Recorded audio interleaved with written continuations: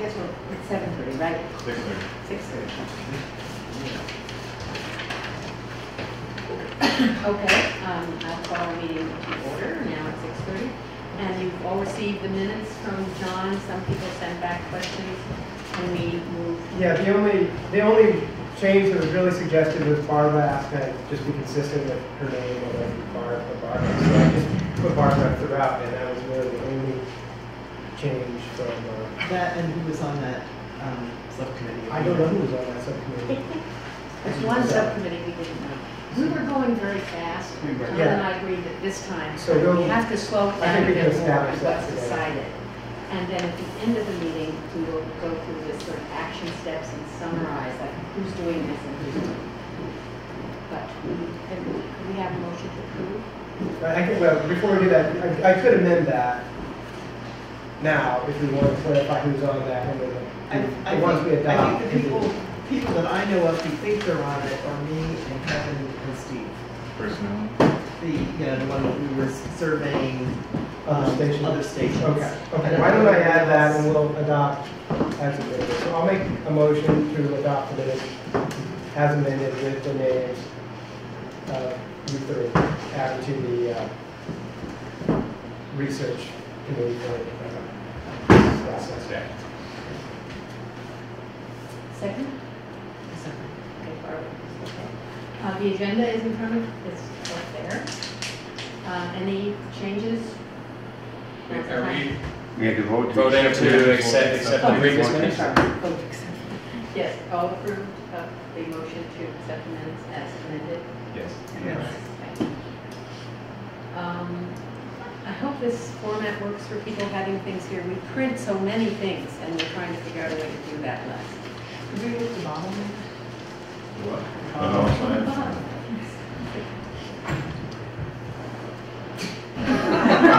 That's going to be an issue in the future, I can tell, but we did. Okay. We'll manage it. All right, if there are no suggestions for revision, guidelines for meetings was really just saying that if anyone has a conflict of interest, they should make it known now.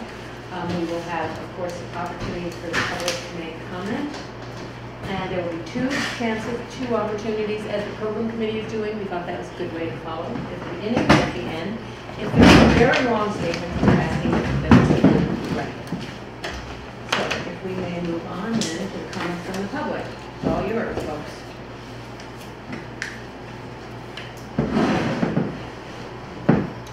If there are none, we will wait until later. Okay. We have Elizabeth LaRocca here from, they do our audits from us, from Evelyn, and she's going to summarize that. I think all of you will receive that one. Okay. The floor is yours.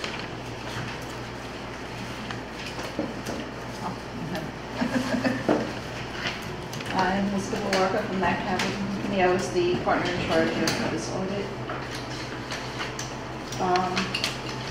And bringing up the. Can you tell me where to go? Actually, if you could just go to page 1 for a second. I'm going to go through it. Oh, you don't have the letter? Sure. Okay. Is Yes. it? Yeah. Okay, page 1. Okay, sure. Yep, got it. Basically, the letter points out management's responsibilities, our responsibilities. Basically, an audit is just an overview of your books and records. We don't look at every single transaction, but we look at enough to give us a sense that we have enough information that it is materially correct.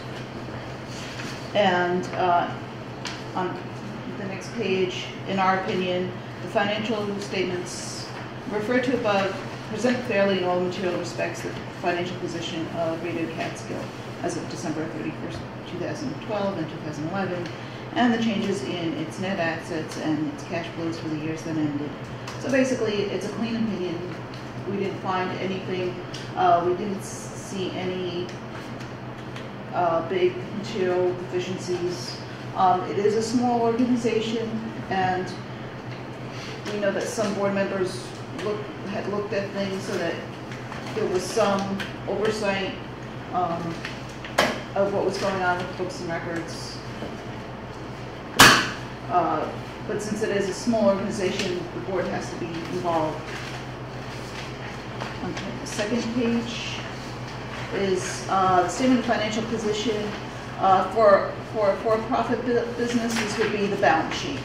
You have a very good current position. Your current assets are way over your current liabilities, so you're in a good situation as far as continuing operations.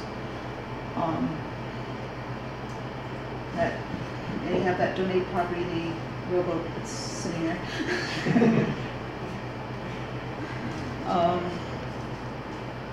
On the bottom of it, you have your net assets, and it's divided between unrestricted, and unrestricted is divided between fixed assets and undesignated.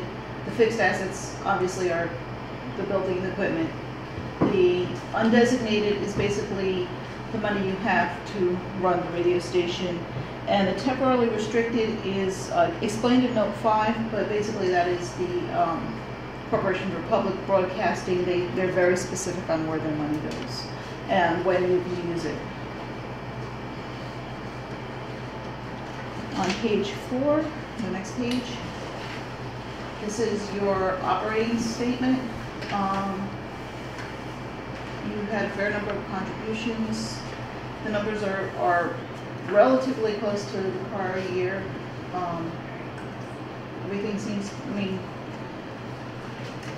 one thing I have to admit is that you have a good base of contributions. You have a lot of contributors, and it didn't fall off. When the housing boom went bust, a lot of people stopped contributing, and you definitely have a good base that has continued to contribute. And your numbers are very similar to the prior year. The expenses, basically your biggest expense is running the station. These expenses are just by program, and there's some management, general, and fundraising. They are further explained on page 5. This is where you're used to, the way you're used to seeing expenses, your personnel, your payroll, taxes, all the different categories.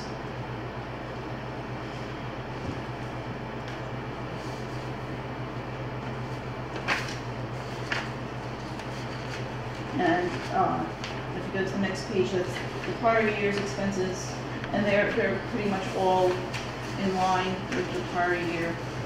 On the next page is the statement of cash flows. This is basically telling you where your money is coming from, going to, very generally. Basically, you have a positive cash flow. You're making money. You're building your equity. You're building your net assets. You're building the station.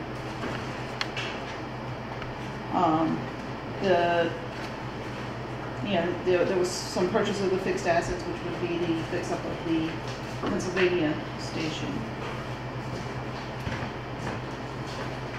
And the notes, the first 2 pages of the notes is first two pages of the notes is note 1, which is just very basic operating information on the station. In note 2 is some information about your leases.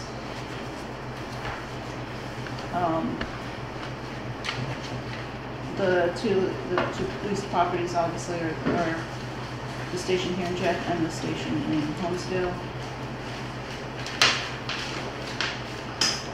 Note 3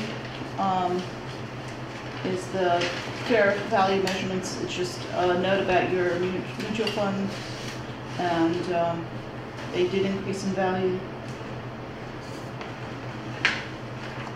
Note 4 is the contingency, that basically you do receive quite a bit of money from your government grants, and you need to follow those. The number 5 is the restriction on net assets, which I talked about.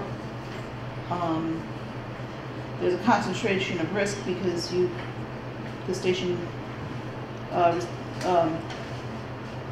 is on land owned by a former board member, and it was also supplying the electricity, and it's a sole supplier of electricity for that area, for that property. Compensated absence, even though it's made much too small for compared to the entire thing, since you only have 2-3 employees at a time.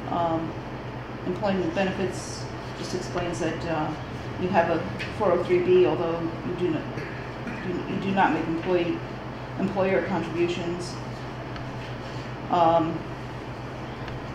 9 is just how much you're obligated on your lease, how much you're obligated to pay on the lease over the next. It would be 5 years, but you only have 2 years that you're obligated to pay. That's homestead. Right. And the note 10 is just that this goes through May 17th. And unfortunately, because of scheduling problems, we weren't able to make it a meeting before. And basically, I went through it very quickly, but I'm assuming that everybody had it and has looked at it, and there will be questions. Does anyone have any questions? On the salary, we had 1 employee, and No. the payroll item was $47,000 for 1 employee, and then as a consultant. Who is our consultant? Wait, Split. So, No. The payroll is split between management and general, because there's a lot of management and general that's going on, plus and the program service. Total for payroll is this number, right? Yeah, 95 is the total Okay. payroll. And then the consultant is another person? The consultant is What's that? engineers for the That was the issue, I think, that we talked about where Andrea was a consultant, and then it was determined that She she needed to be an needed to be an employee. employee. Yeah. But during the period of time during this audit, she was still listed as a consultant, and she was converted to an employee because it was improper for her to be a consultant. Okay. A lot of times with an engineer, they'll Yeah. do several engineering Right. things so that they, plus for that amount, it's a lot of engineers won't work for that. So. Yeah, but she was actually an employee at the station, so she was, Okay. her hours were. Would that include payments to Earl Netzel or anyone else? Yeah. Yeah, that would be anybody Yeah. who's doing engineering services or other services. Yeah, so that definitely could have had a lot to do with Honesdale construction. Right. Well, we tried to get most of the Homestead construction to the fixed asset.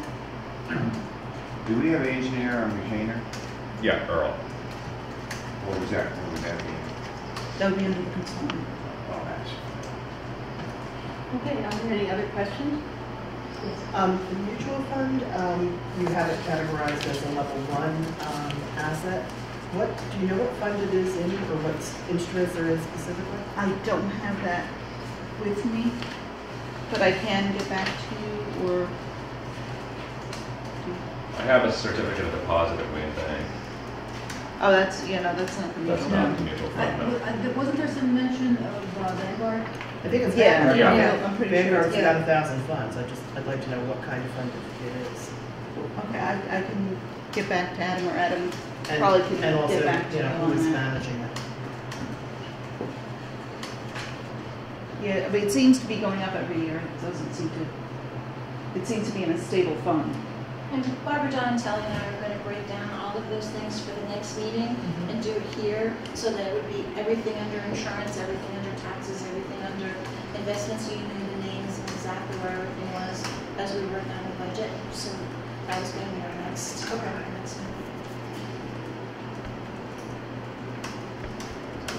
Anything else? I think we need to thank you. Do we vote to accept this, and it will go on our webpage? Right? These are already on our webpage. There's no other questions about that. We'll move on to the next item. Okay, thank you for having me. Thank you. Thank you very much. If there are any other questions, you have my my name, my telephone number on the letterhead. Feel free. If there's something that Adam can answer, or if you would rather not ask Adam. Ask me. Okay, Finance Committee, Barb, any of that? Yes. Thanks, Liz. Thank you very much.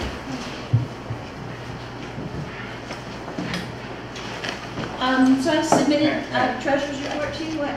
Oh, goodness. It's a, let me hop over.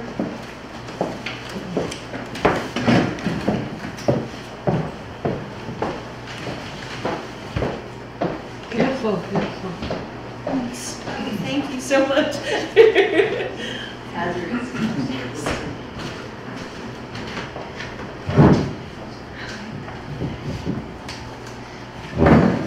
Sorry I'm late.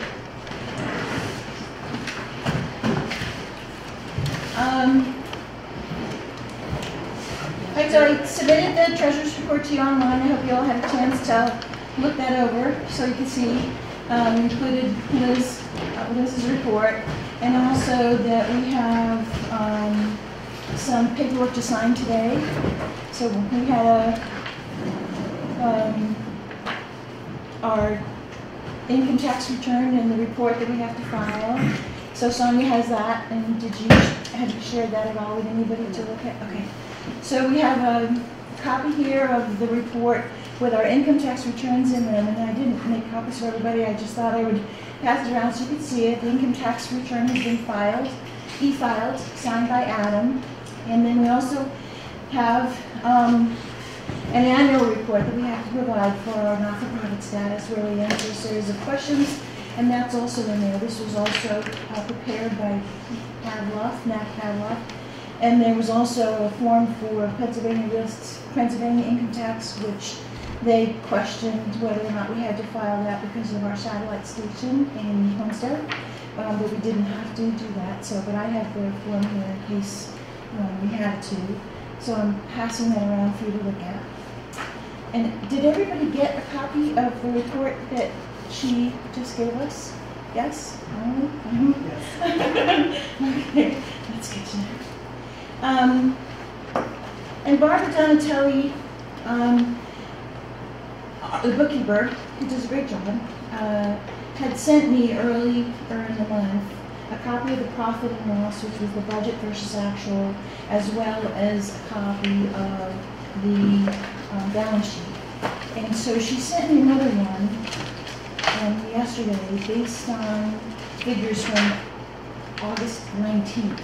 And she and I are going to communicate a little better about when the meeting is, and so we can get something that's closer to the date of the meeting.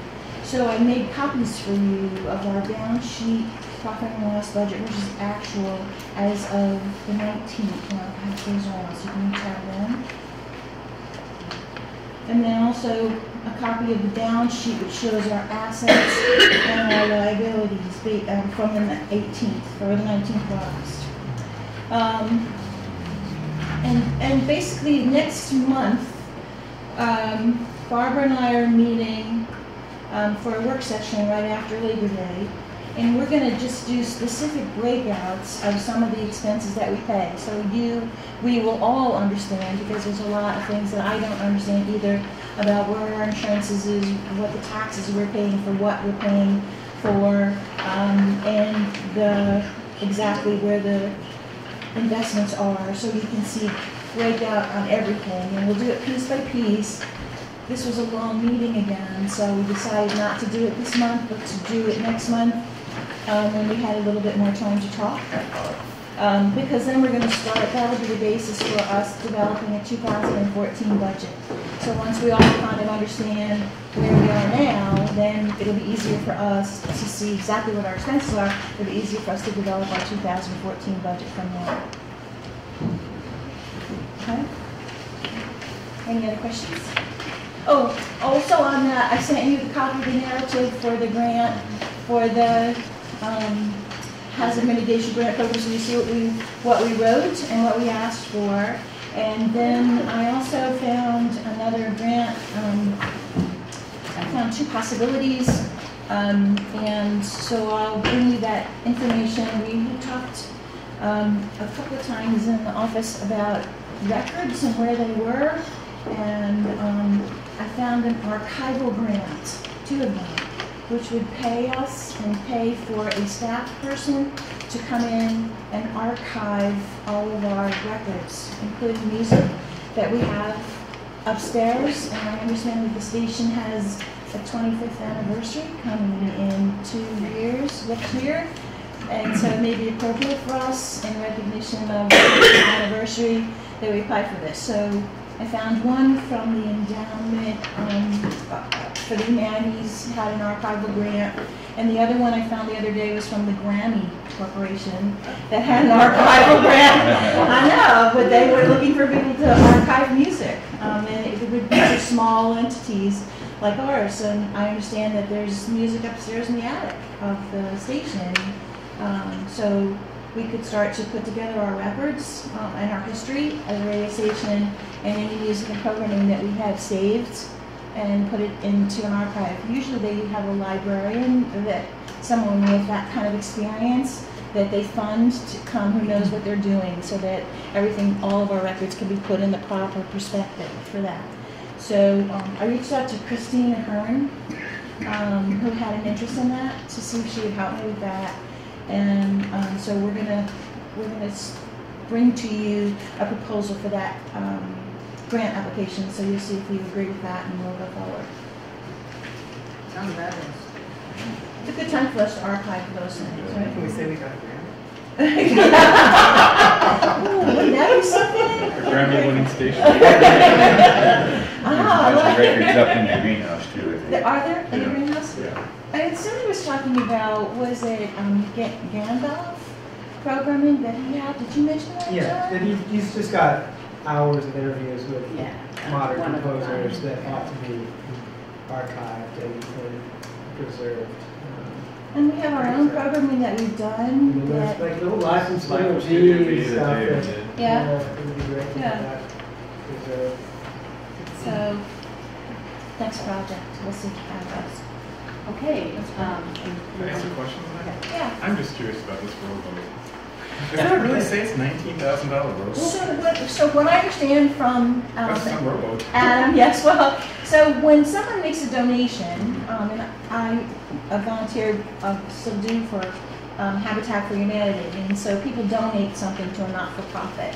You have to establish the value of the donated item, and generally it's done with an independent appraisal. So if someone wants to donate something to you, there'll be an appraisal that establishes the value of the item being donated. In this case, it was a boat. And in this case, the appraisal said $19,000. So we kind of talked about it, and I think Barbara was there, and when we talked, we thought maybe we could do a visit to the storage facility that has this boat, since most of us haven't seen it, and then maybe do a raffle. Design it so that we can kind of divest ourselves of this asset and gain some money from this. $19,000. Hey, we haven't seen it yet. For all we know, it could be something substantial, You're gonna go, is that it? Oh yeah, I've seen the boat. That's it, huh? Possible clerical error on that? No, evidently, I've got a that was copy the of the appraisal. Really So, crazy? Yeah. yeah. So the person Wow, who I donated wanna it know to that us guy's got the tax write-off for that gift Yeah. that he gave us. Okay. Whether or not a red flag is raised if That's we between him report and the that we IRS. sell it for $2,000. $2,000 or, We did have that happen when the record collection was donated, and actually the IRS then questioned that value. It came to us to know how Okay. much we got Yeah. from the sale of it. I don't know what happened to poor Eddie and his tax audit. There was a $200,000 appraised record collection. Oh, wow. Over 2 years of music sales probably could come up with, at best maybe $16,000. Wow, okay. Wow. Well, that may happen with the boat too, but I think it should be on our to-do list that between, I think probably in the spring is a good time to start a raffle for the boat and, sell tickets for $19,000 boat. We could also fill the boat. We could sell rides for $100. We could. we could make it fun, like a boatload of something, including the boat. Adam, you're gonna roll? I'll roll one side, we'll just go in circles. But yes, we have an asset in a storage facility somewhere of a $19,000 boat. So there you go. Maybe it's not a rowboat, maybe it's... We don't know. It's wood. It's all wood though. It's fiberglass. It's a fiberglass? Fiberglass and teak. Oh, teak? Oh, it's very nice. It's very nice. Oh, fiberglass, teak, and brass. It's a Whitehall. Okay. It's a No, but what, it's not a rowboat, obviously. It's a rowboat. It's a rowboat. With oars and everything? With oars and everything. Well, yeah, for $19,000, You better have some oars. Well, Let's not go overboard on the money. Laura, anything we need to know? I just had just a comment about two things on this. Because it's a gift, that it's an unrelated gift, Right. it's unrelated to the purposes. There are forms that would have to be filled out if it was sold that would probably bounce back. So there would have to be some due diligence around this gift and the selling.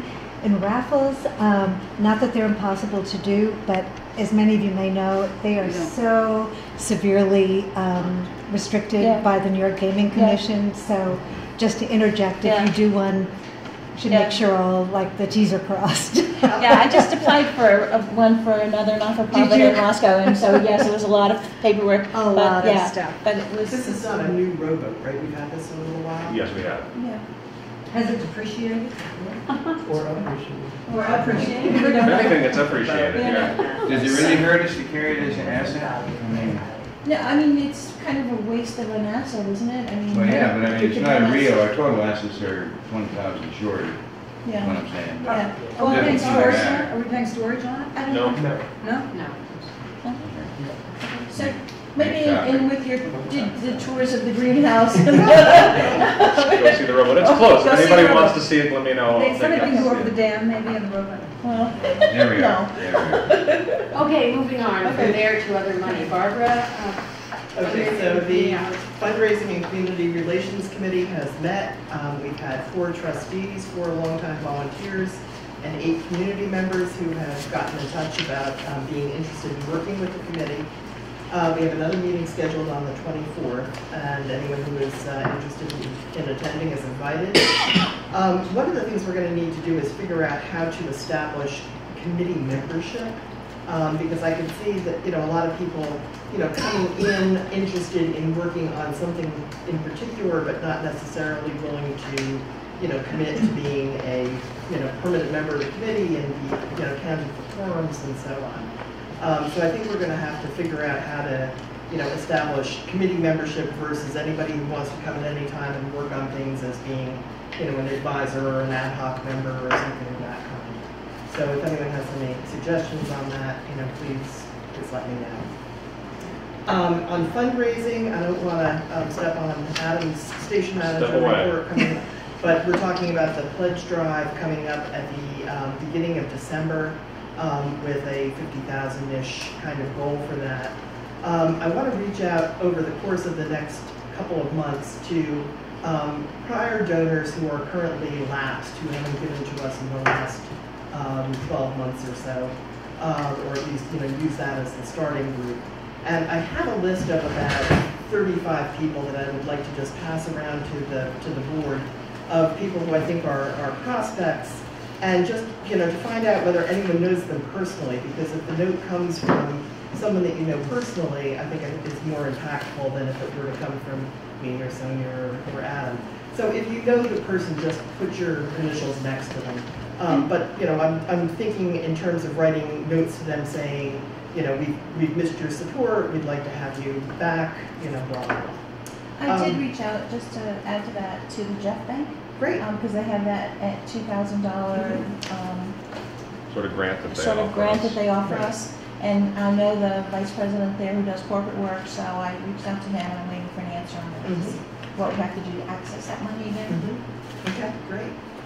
And we also want to start to establish some donor cultivation kind of gatherings over the course of the rest of the year. So this would be, a small gathering that one of us might host, for instance, at our home, And, we could get a list from the station of who are the donors who live in, this or that zip code, and, invite people over for just, wine and cheese or something, whatever, you think is appropriate, but just as an expression of appreciation and, cultivating the relationship with donors. So if anyone is interested or willing to give that a try, talk to me offline. Do you want those to happen now and this year? Yeah, I think it would be great if we, I wouldn't want to try and take on more than, say one a month, but, if we can kind of get set up for September, October, November, holidays probably not such a good time. And I think it might be really great if we had a program host or two attend these, because I think that would be an interesting connection for people to know. So maybe we'll see who's available. I have a question about that, this particular point about outreach. Yeah. Okay, because I have a document dated July 16th, which is an examination of the management's CPB's compliance. All right, and it says here, WJFF did not fully comply with the Communications Act requirements for public meetings, community advisory board meetings, documentation, operating procedures. And where I'm going with this is that I'm concerned that people have fallen off donating to us because of a lot of misinformation and perhaps lies. Specifically in the last 6 weeks, I've run into a couple of neighbors that I didn't know well and was just generally talking, and the subject of WJFF came up, and both of these people said kind of the same thing. They said that, well, I've stopped giving to them because the mob took over the station. What?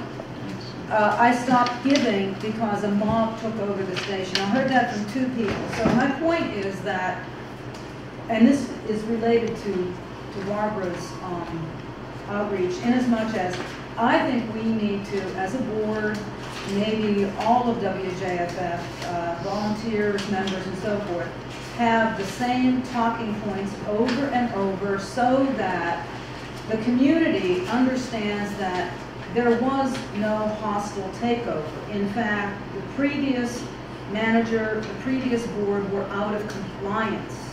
Major problems with it. And I would like for us to decide if now or later to have these same talking points so that if we hear it at the farmer's market, if we hear it wherever, we can say, well, but did you know that the previous board and the station manager were seriously out of compliance with laws and rules that we have to follow? All right, we could have lost funding according to that. So I wonder, Barbara, if before we start contacting these people, if we could be on the same page to say the same thing. This is factual, that they were out of compliance. Now, a little long-winded there, but... Well, I think, the other factor is that people resign. Right, but again, if they resigned, did they resign under a cloud? That's my assumption, but if there is a serious issue where an organization is out of compliance with what they must be mandated to be in compliance with, I'm trying to be as subtle as I can. It's not easy for me. That's good, but you're doing well with it right now. Thank you. Help me. Yeah. My personal feeling is that, it's a slippery slope when we start to place some blame on the previous board. I don't think we should open ourselves up to any liability that we say anything that we can't back up. And maybe not every member of the board was aware of some of the issues that happened here. I think we should stick with the facts, the safe facts. But yes, there were some problems at the station. Yes, the board resigned. And yes, there was a mob of us who love the station, who came in and are now running the station. But there was no hostile takeover. Right. I'm not accusing anybody. No, I'm not suggesting we accuse anybody. What I'm suggesting is that we have the statement that, in fact, the radio station was out of compliance, and leave it at that. I mean, but so I was not comfortable hearing that there was a hostile takeover. In fact, I said there was a lot of issues that maybe you did not know about, and I said compliance. I didn't go into a lot of detail. I didn't want to then. But I'm not talking about asserting blame. I'm not talking in any way of putting myself liable or anybody else. But the fact is, I would just like us to start saying the same thing, because lies have a way of becoming, as we learned politically over the last couple of decades, the truth. Now, I don't mean to get political there, but I would like us somehow to, in a very positive way, because I agree with you that I don't want to be blaming anybody. I don't want it that way. But at the same time, I think that there's rumors and misstatements have to be addressed. I think having kind of a common understanding of how to talk in, incidental conversations with people about the transition that's happened is probably a good idea. I don't know whether we ought to, kind of look at, drafting up points that we think, would be a good way of expressing the transitions that have happened. Well, I'm troubled by this kind of talk also. On the other hand, I hold out a hope that some of the people that were on the previous board and their supporters, that they actually do care about the station one way or the other, and that they will slowly drift back. So I try not to alienate them. Now, that's not saying that we shouldn't set the record straight by saying more about what we plan to do with the station, about how we, instead of, I think if we just forget about the past and move forward and show by example, and I think that this, the yardstock idea was just something that just kind of popped up out of nowhere. It was kind of a fun idea. And I think that that's the indication of kind of the new attitude that, hey, let's have some fun doing this too. So I'd say it'd be nice to have something that was polite on the website that says something about that. But some of those people still, I mean, most of them, I mean, they all care about you like that. So we shouldn't make them, even though there's a few sour grapes here and there. Yeah, I'm kind of the opinion as well, the less said, better. If we make great radio, then we have a great radio station and it's going to be supported. And I picked up a lot of positive feedback in the community. I think a lot of people are sort of confused about the transition, but knowing people that are still involved with the station or who have reinvested in the station, I feel like generally the tide of the listenership in the Barbara community is with us. And like Mark said, some people have stepped away. I don't think we necessarily want to write them off. The more big tent we can be in the last trying to get into specifics about what happened, I think it's healthier. I also think that we're going to get to this item I on the agenda here.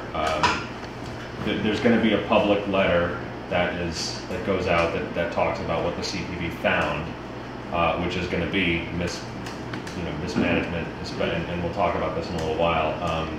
But it's going to become a public document, and we have talked about, once it comes out, how do we publicize that? Do we just let it sit on the CPB's website and don't draw any attention to it? Do we put it on our website? Do we make a press release about their findings when they came and investigated us? And this is all stuff we can discuss and build a plan on. But this is when the results of their audit go public, that's the information that these people are talking about and that we're talking about, and it's going to suddenly become public and it's going to be visible to everyone. And how much pushing of that we want to do is up to us, and we can use that we'll go through it tonight, but this is stuff that we'll be able to use as talking points. Here's what they found us lacking in, here's what we're going to do now to fix the problem.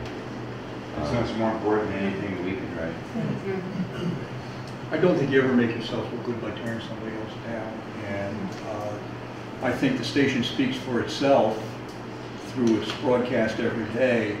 And anyone who has a question, we could certainly invite to attend the board meeting or via internet, or express their concerns to us in writing. And I think that gets the job done. This is a difficult phase that will pass. Well, I want to be clear, I'm not in any way trying to be vindictive, neither am I trying to do anything slanderous.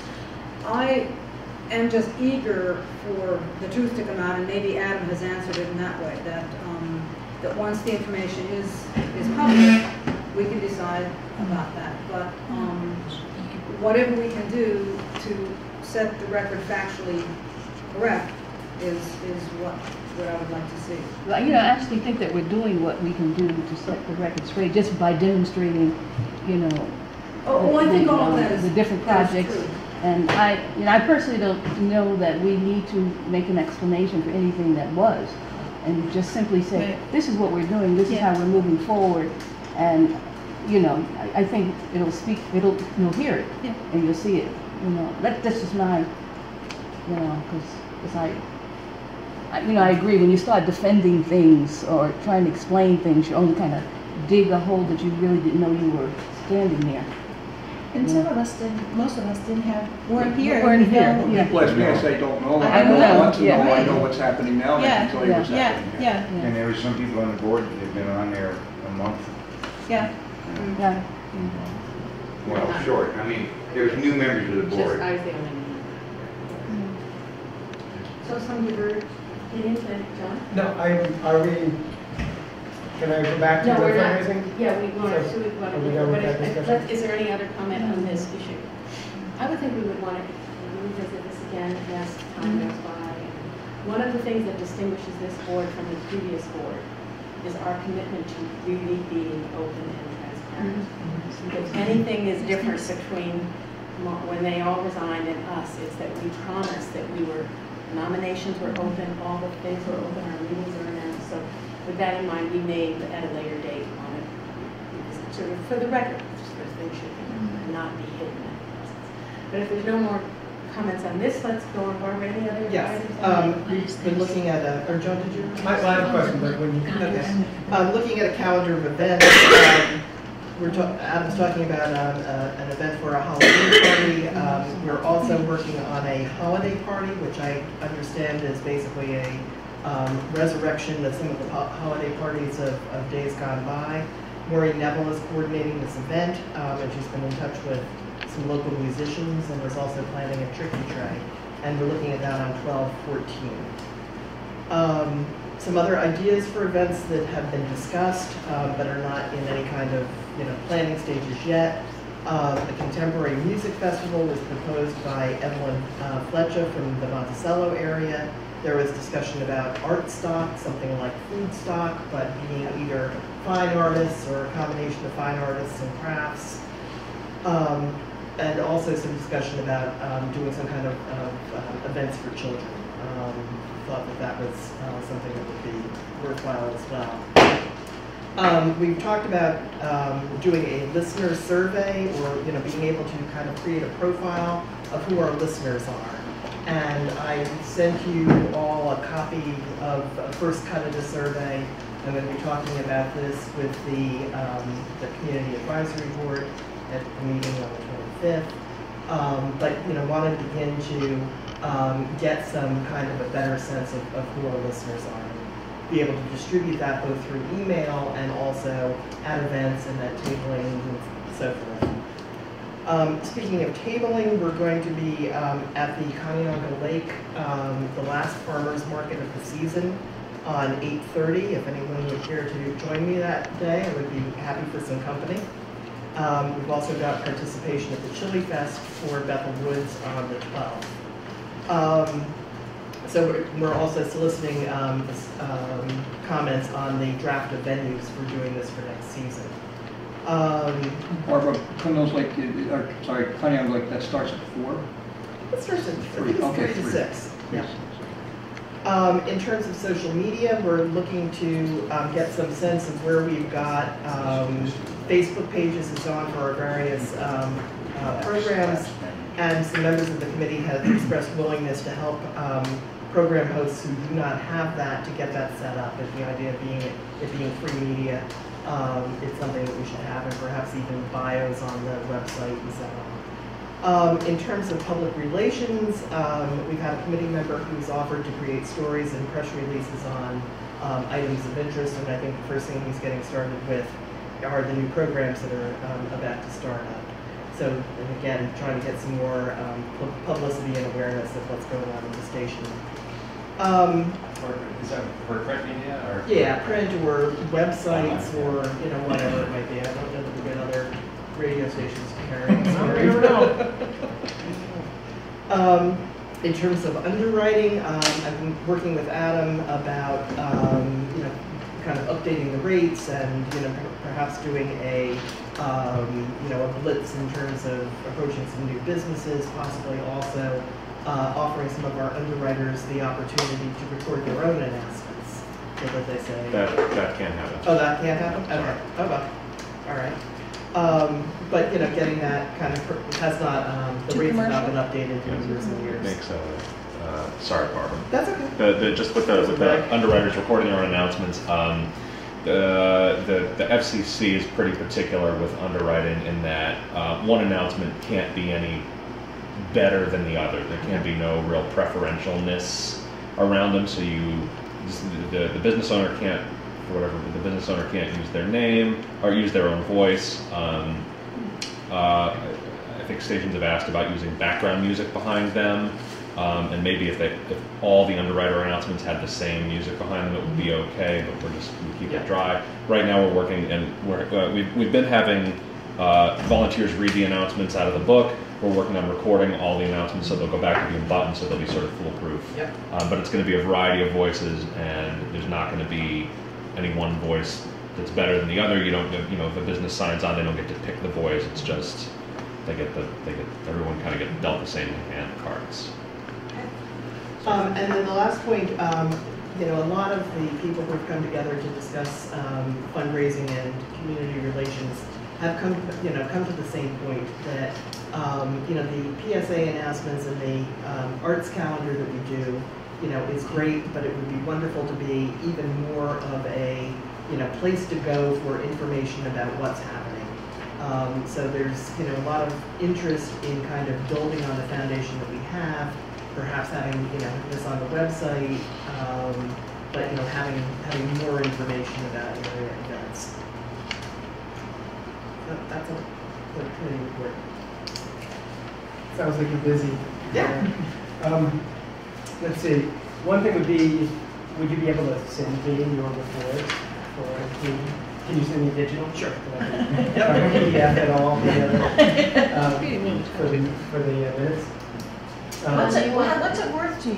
$19,000? If we all started submitting everything digitally to you, your job would be too easy. I know. You know what? It's already easier because I'm not trying to write down what anyone is saying here. So, is the fund drive in December? Does that feel like that's pretty well set? I'm just wondering. I guess why I'm asking is wondering if having it earlier in October, early November, something would allow us an opportunity again at the end of the year for another holiday tax season mailing push. There's a plan to do a push at the end of the year. But does it sort of cannibalize the fund drive to do them both simultaneously? It wouldn't happen. The fund drive would probably happen in the very beginning of December. We try and wrap it up by, say, December 10th. And then on December, you know, 23rd, 4th, 5th, 6th, 7th is when we would start really pushing end of year stuff. Right. But that's before you even got checks in from the fund drive. So. Fund drive, right. Yeah, I know, it's just something to think about. It feels like there's an opportunity, a really big giving time. Right. And if we can create another giving time in October and then have another, you know, it won't be absent that third fund drive. Part of it, I think, is, you know, I mean, given that we're a small organization, how many things can we do at once? If you've got the music sale at the end of November, can you be running a pledge drive at the same time that the donations are coming in? And that's, you guys know the answer to that better than I do. Right. I mean, there's a lot of, you know, you miss publicity time for, you know, when you're pushing the fund drive and not pushing the event or something like that. So there definitely are things to you know, think about. Not set in stone the date though. So let's see. I think I got another thought on that, which I'm forgetting. I can ask Go a ahead. question? You said something about Facebook for shows. What Yes. was that? What were you? Well, I think some of the shows, there are Facebook pages for some of the shows. And, you know, first of all, figuring out who's done that and who hasn't. And then for those program hosts who haven't done it and are willing to have a Facebook page, you know, some help if they care for it in getting those established. That's bigger than that because there's a great diversity on how hosts put their information out. Some just put it on the archives with the name of the person who's the guest, their webpage, thank you very much. Some don't do anything. Some have a playlist and just post it nationally. But maybe that's something that Adam and the program committee need to look at. How do we really want that? Do we want to have 50 Facebook pages? I don't know. Everyone. It might be something to figure out. I think also you can post your playlist on your Facebook page too. And I think that is something that we really need to discuss. It's a real asset. But some kind of cohesiveness for everyone. Yeah, exactly. And find it all in one place and not to have it be sort of scattered in, you know, one thing here, one thing there, yeah. Anything else? Thank you so much.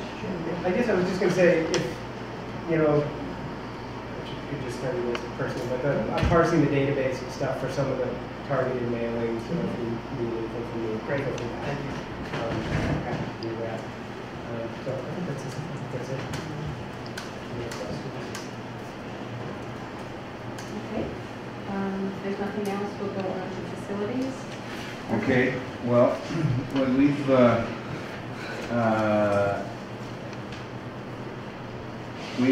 we're still pursuing the idea of putting up a handicap access ramp behind the building there, but some bigger questions what really needs to be done with the studio, and also what's the future of the green building up there. And I think we need to come to some kind of conclusion or analysis of what we're going to use the green building for, and if it's worth keeping it, and how much it's going to cost to fix it up, and could we sell it or could we not sell it? Is it not worth it? I think we need to rethink the whole green room about the green building do we have a use for it? Right now, I was just up there today and I see a lot of stuff in there, but nothing that's worth storing, that we have to have some valuable asset. If we needed some storage room that was just to store some financial records or something, we could get a trailer and lock it up behind the station and not have that whole house where the pipes break. And in other words, if we're not using that house, we should kind of figure out what we want to do with the future of that. And then the next thing is we need a kind of a big picture about what needs to be done in the studio. So are you saying that the ramp, the handicap access ramp, should be put on hold? Well, the ramp, we were kind of in a little decision about whether to hire a contractor or whether to have volunteers do the whole thing, or we kind of haven't resolved that issue yet. I think that the contractor way might be easier. Of course, it involves more of the community if we do it ourselves. I've never really worked on a building project around here like that, so I don't really know what the... There's a guy and there's an organization on a salad that comes out and does the plan for you. Access for Independence. So it's an organization that handles, because there's a specific formula for the length of it and the percentage of grade and material and how you get in and out. So, but they can give you a free assessment and drawing for that if you wanted to do that. I think if we had specs in front of us, that would help us make some decisions. Okay. We have a couple contractors on the board, and we might find that rounding up a crew on a weekend wouldn't be too bad. Right. Would it have to be approved by building inspection and all that afterwards too? So probably building, yeah. Certainly need a permit for it. That's right. I know the mayor does my oil changes. As a code enforcement officer, you need to talk to. Oh yeah. Code enforcement. Yeah. So on the first thing we're saying, we will someone will contact the Access for Independence in Monticello and ask them to come out and look at it. Well, I don't think it's a bad idea to have that done, so that we at they'll least do it know for free. So Martin, is that okay? Yeah. You Yeah. guys do that? I'll get you their number. Okay, then the question, then the other two items you mentioned, was the greenhouse. Did your committee have any recommendation about how we should proceed with that? No, because if you start repairing it, you're gonna have to, the pipes are frozen, so. Are they frozen now? It looks like they've been repaired, some of them have been repaired, there's been some new switches, some new valves put in there, right? Right, you gotta get it. And we don't know what kind of, we have somebody had to go over there and you turn the water on and see where it leaks. We did. You did? Oh, okay. It's fixed, we just need a toilet bowl and we need some, shower and stuff like that. Other than that, everything's okay.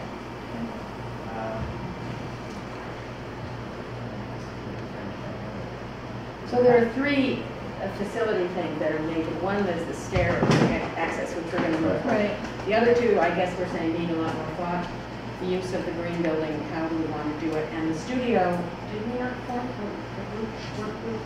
I think that came up in the executive committee discussions, and I don't think there's anyone currently tasked with picking up like Don Downs' old architectural plans. I think, I think they're all related. Because we don't own the property under the studio building, and where we have the generator parked, and we park in the back where the handicap accessible ramp that we want to build is not owned by the same owner of the property underneath the studio building. That's owned by Ann Larson. And so you have property ownership issues with the studio building, and you have a property ownership issue with the parking lot that we use. The only thing that we own in what we call fee simple is the green building. So that's ours completely. And so what we should, I agree with you, we definitely should look at all of this, but we need to look at it as a whole unit and look into the future and see if, in fact, it's reasonable to assume that in the future we can acquire the land underneath our studio building. And if that's not going to be a possibility for us, then perhaps we need to look at the Larson land and whether or not that's going to be a possibility for us. And if that turns out not to be a possibility for us, then the green building that we own may be, since we already own it, and it's sturdy. I went through it, it's a nice house. And it's not leaking. And it's not leaking. And there's plenty of space for a studio upstairs and some offices, and the property could even be, something could be added onto it. So I don't think we should rush into divesting ourselves of that asset until we find out what legally where we are with respect to the property underneath the studio building, and also the property that we park on, which is not ours either. But it sounds like we also ought to make some decisions about that before we try and budget for next year. Yeah. Yeah, those are real good points, and the question is I wasn't trying to sell it, I was just trying to say, what's the future? Right. And with that scenario, we want to keep it maintained and just let it. I mean, quite frankly, is it rentable? We could put stuff downstairs. Could we have a tenant in there upstairs and bring us some income until we get all of the other issues worked out? We decide where the future is, and at least it's not draining us. And the other issue we talked about was, I think we're paying taxes on it because we're not using it for the purpose of our not-for-profit status. And so is there something that we can do with the assessor in the town to get ourselves tax exempt on that? There is also the deed restriction on the green building. We probably need to understand more of the details of that and what it allows us to do and not do. Move the stationary material. So I agree. We have. I think everything is all related to one another, and we should put together a group of people that and involve an attorney in this, because it's all legal, the property ownership issues, and investigate the different deeds and the on leases that we use property that we have nothing in writing about. So we should, for the future of the station, put this stuff in writing and have it legally done so that we know exactly what we own and what we can do into the future. So I would volunteer to be on that group. But I think it's important that we do that. And I don't think it's something that'll be done in a month. It's not going to be done. No, or two. It won't be It's done by something, the budget. you know, but it won't be done by this budget, but at least we'll be working toward this. Okay, so the decisions are, we need to form a work group, not a standing committee, but a work group with Pat working on it. That we'll look at the leases that we have now and working with an attorney, what we need to do, because we have three people whose land we are using. Right. Anybody else willing to do that? I can do that. Sure, okay. Okay, Then okay. the other thing, So Martin and Sonia, anybody, that's it? I have, Kevin, is there was a issue about whether you could sell jet hydropower off property, right? Was there some issue about that? That used to be an issue, it's not anymore. Not anymore, And then we should remember that for this particular conversation, Kevin wears a different hat. And so we would approach Kevin differently as we discuss this, being the owner of the property under the building. Okay, if we have those three people so far, Right. maybe by the next meeting, at least we could have this group Conversation. kind of. Martin, Sonia, me, And and then we'll find someone with legal experience. yeah, and then at least say how we can move forward Right. on some of these things. Okay. Does that mean that we do nothing to upgrade the studio? I think we should. I mean, the master control, the whole Right. shebang in there. No, I think we should upgrade that. And we have the money put aside for that. No? Well, I don't know. I have mixed feelings of gutting that and putting in a brand new shiny everything if we're just going to then try and move it all up the hill. Well, but all your equipment is movable. I mean, I went into the Homestead studio and looked at all of that stuff. It is movable. And somebody could walk in there and take it all out of there. It's wires and it's computers and it's boards and it's microphones. I think, you know, maybe there's two issues. One is immediate hardware that probably needs replaced, like the Wheatstone boards in the studios, but maybe not doing the full bump out, moving the wall, reconfiguring the studio spatially if we might be moving to a different building. It's just a thought that we could purchase some of the new equipment without doing a complete renovation of a space that we might be vacating 6 months later if we decide. The cost of the equipment may pale in comparison to the cost to install it. It's kind of like, you know, replacing the head gasket on your vehicle, and then if we're then to tear it down and move it up a hill. Okay. I mean, it's definitely doable. Okay. You can unplug wires and plug them back in somewhere else, but it's not quite as simple as just doing that. Well, then maybe this work group has to comes to some decisions sooner, not later. Yeah. If the units were just plug in and plug out, that's one problem. But if you have to have electrical engineer come in and route everything, you're going to spend more money on the installation than on the equipment. But on the other hand, you know, there's no predicting what's going to happen with the greenhouse or the upgrade or whatever. And I guess this committee's going to have to look at the question, how important is it then to get some immediate upgrade for equipment for the radio station? I mean, because you know, we can't, you know, predict the future, and I don't want to have to redo something. Well, do we have a lease on the studio? You own the studio. You just own the land underneath. Well, so do we have a lease on the land underneath? You do, and the lease comes due in October, and you have to pay the owners $1 a year. It's something that you haven't done for years. $1. And so, but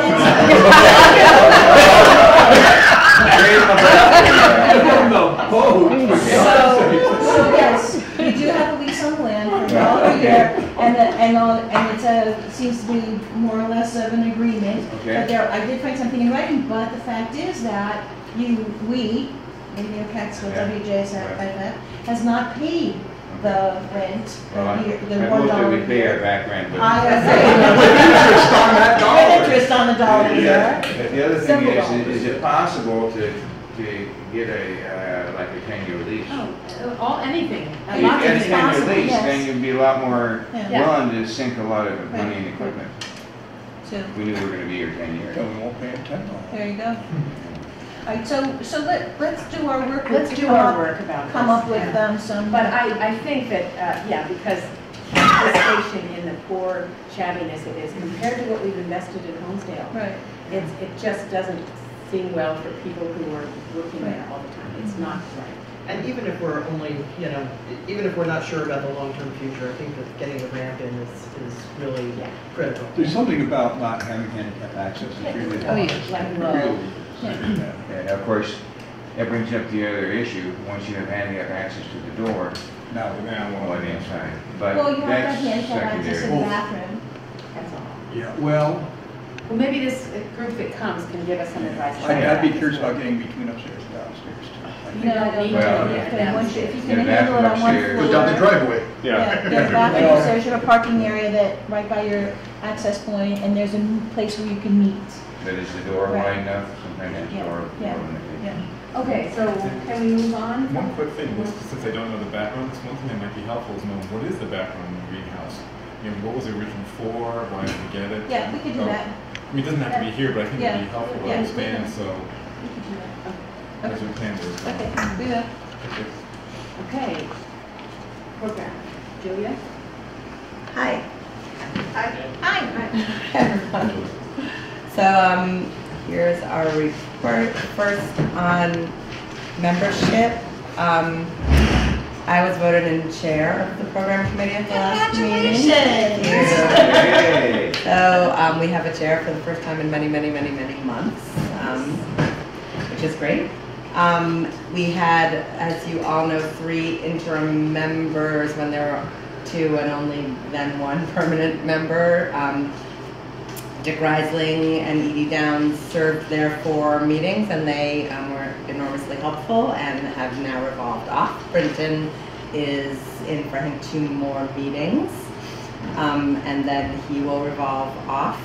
I would like to, and as you heard last time and approved, we brought on 2 new members, Sabine Leigh Fisher and Mary Hall at the 2 meetings ago, and at this meeting I would like to recommend 2 more members of the PC. So as you can see, our focus has been getting a PC, which we essentially haven't really had.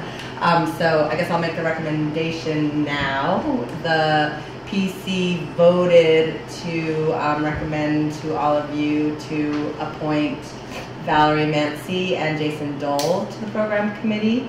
I want to make it clear that we had a very long conversation with both of them, as well as Kathy Geary at our last meeting, but we had to end the meeting early. I had to leave, and we had a follow-up discussion on a conference call, which was exciting, and then voted just the last yesterday or today by email on the candidates. And we were struggling and worked with Kurt and Adam on this about what's appropriate in terms of open meetings, and did some consultation with the, I always forget what the acronym, NFCB about that. But just wanted to make it quite clear that that's how the decision was made with the PC, but we'd be happy for the discussion about the candidates to be reflected in these minutes, and we will append our vote to our public minutes. So if anyone has questions about that later, feel free to ask. And yeah, so just to say that both Valerie and Jason are fantastic candidates, longtime volunteers with the station, program hosts. What was particularly compelling about both of them for the existing committee members was their interest in looking structurally at how the PC works, because I think the 3 existing members, and I certainly do feel like the way it's described in the bylaws and the way it's been functioning, although it's done a huge amount of work for the station over the years, is not the most effective and efficient and productive way it could, given it's a committee that is so engaged in the substance of the station. So we were really looking for people who would want to, comb through the bylaws in coordination with the work the board is doing, hook into the work groups that are looking at the structure of the PC, and really figure out what an appropriate, make recommendations to the board as we've been requested to do to what we think would be the best structure for the PC. And so I had a conversation with Kathy Geary today, who had also expressed interest and she had not expressed particular interest in that role, number one, and number two, given how qualified she is for a role on the PC, we also felt that we were building up a completely white and very programming heavy PC, and we wanted to guard against that. We have 5 members now.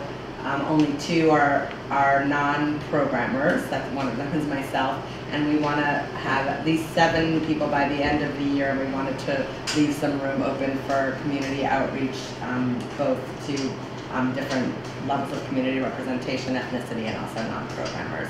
And you know, it was a hard discussion because Kathy was really committed to serve, but I think got it. And as a valued member of our community, I wanted to make it clear and have it on the record how much we appreciated her desire to serve, and hope that we'll find a role. So I don't know if I need to pause and ask for a vote on that, or when you do that. Yes, we can do that now. And a motion to it, or you're making a motion to accept. I will make a motion that John, is this problematic to do it within a committee report? Should we do it under new business? No, that's okay. Okay. So I move that we accept Jason Dole and Valerie Mancy as new program committee members for, do we say for the duration of 12 months, or is it, do we say indefinitely? You know, we don't have terms. These are all the things that we need to figure out. I don't know. We're in new terrain here. Does Yeah. anyone on the board have an opinion whether we're doing Make one-year appointments or a indefinite? one-year appointment and then let the committee figure out what to do. I think that's great. I move I'll that ask you guys to figure it out. we approve Jason Dole and Valerie Mancy for a 1-year term service on the program committee. Second. All in favor? Aye. Okay, what else, Julian? Could I Hey. ask a question? Yeah. Who's the other person? Mary Hall and Sabila Fisher. Sabrina Fisher? Yeah. And my report, I think, on them should have been included in the last minutes because it was a written report. And then just a couple other points. Mary will now be responding to all feedback that we get. And we do get a fair amount on the phone and by email, so we have that streamlined. Adam's been, taking on that huge responsibility, and we think it's better that it comes from the PC with good consultation with Adam. So far, that's working really well. I will be CC'd on those just so I know what's going on out there in the ether. As you all mentioned, we were very pleased to be able to vote on having 2 new local shows. We also voted to move Spanglish to 7 on Saturdays, which precipitated some other program changes, which we think are very positive, but we want to move forward with some more program changes in a way that is in line with the new focus on transparency and community engagement. So that will be part of this. We feel like we're hamstrung here. We're looking at the structural issues and we want to move. So we're looking for balance, and that is something that we would love, just because the PC has felt, in my experience, so isolated and was looked at with some suspicion. The more we can have board engagement of the kind that Kurt has so expertly and generously provided, the more we can feel like there's a connection with the board, the better. And so I think the next major programming shift will be what we need to do to get Free Speech Radio News back on the air. We voted to put it back on the air, but it's quite complicated to get a half-an-hour show. A slot for it means moving other pieces on the board and finding other half-hour shows, which are hard to find. So that is the kind of nuts and bolts programming work that we are engaged with now, very much with Adam's help. And then just in view of the idea of the PC focusing on big picture issues, I think the next several meetings will focus on the following types of topics. One, the structure of the PC.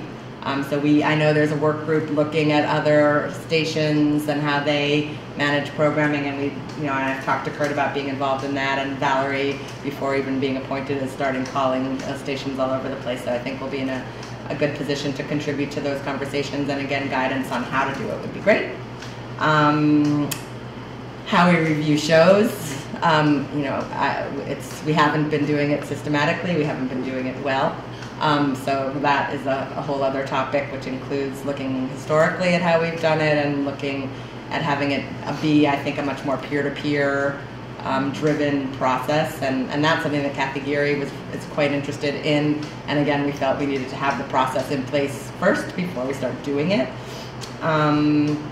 Getting more local programming, and there are some gray areas here. Whose job is that, right? You know, how much of the PC's role is that, you know, as opposed to the work that you're doing with community outreach? And so I think there needs to be a lot more communication around community engagement and the PC work, because obviously that's what the goal of the PC is, to get more local shows on the air.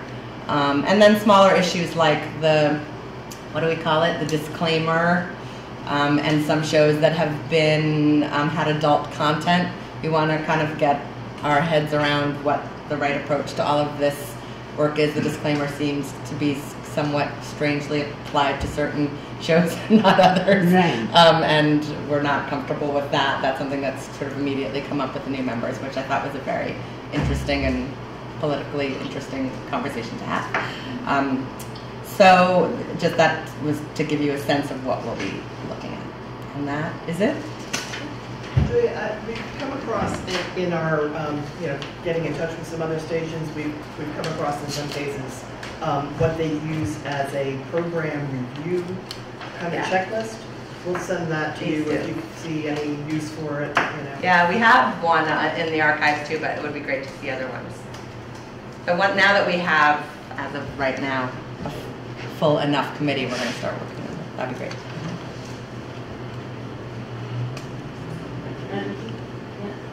Anything else on the program? Okay. Daryl isn't here, I think. Yeah. Is he? No, I believe, let me see if we can say an update. A meeting is planned for later this month. Sunday. Sunday, and it's been announced. Yep.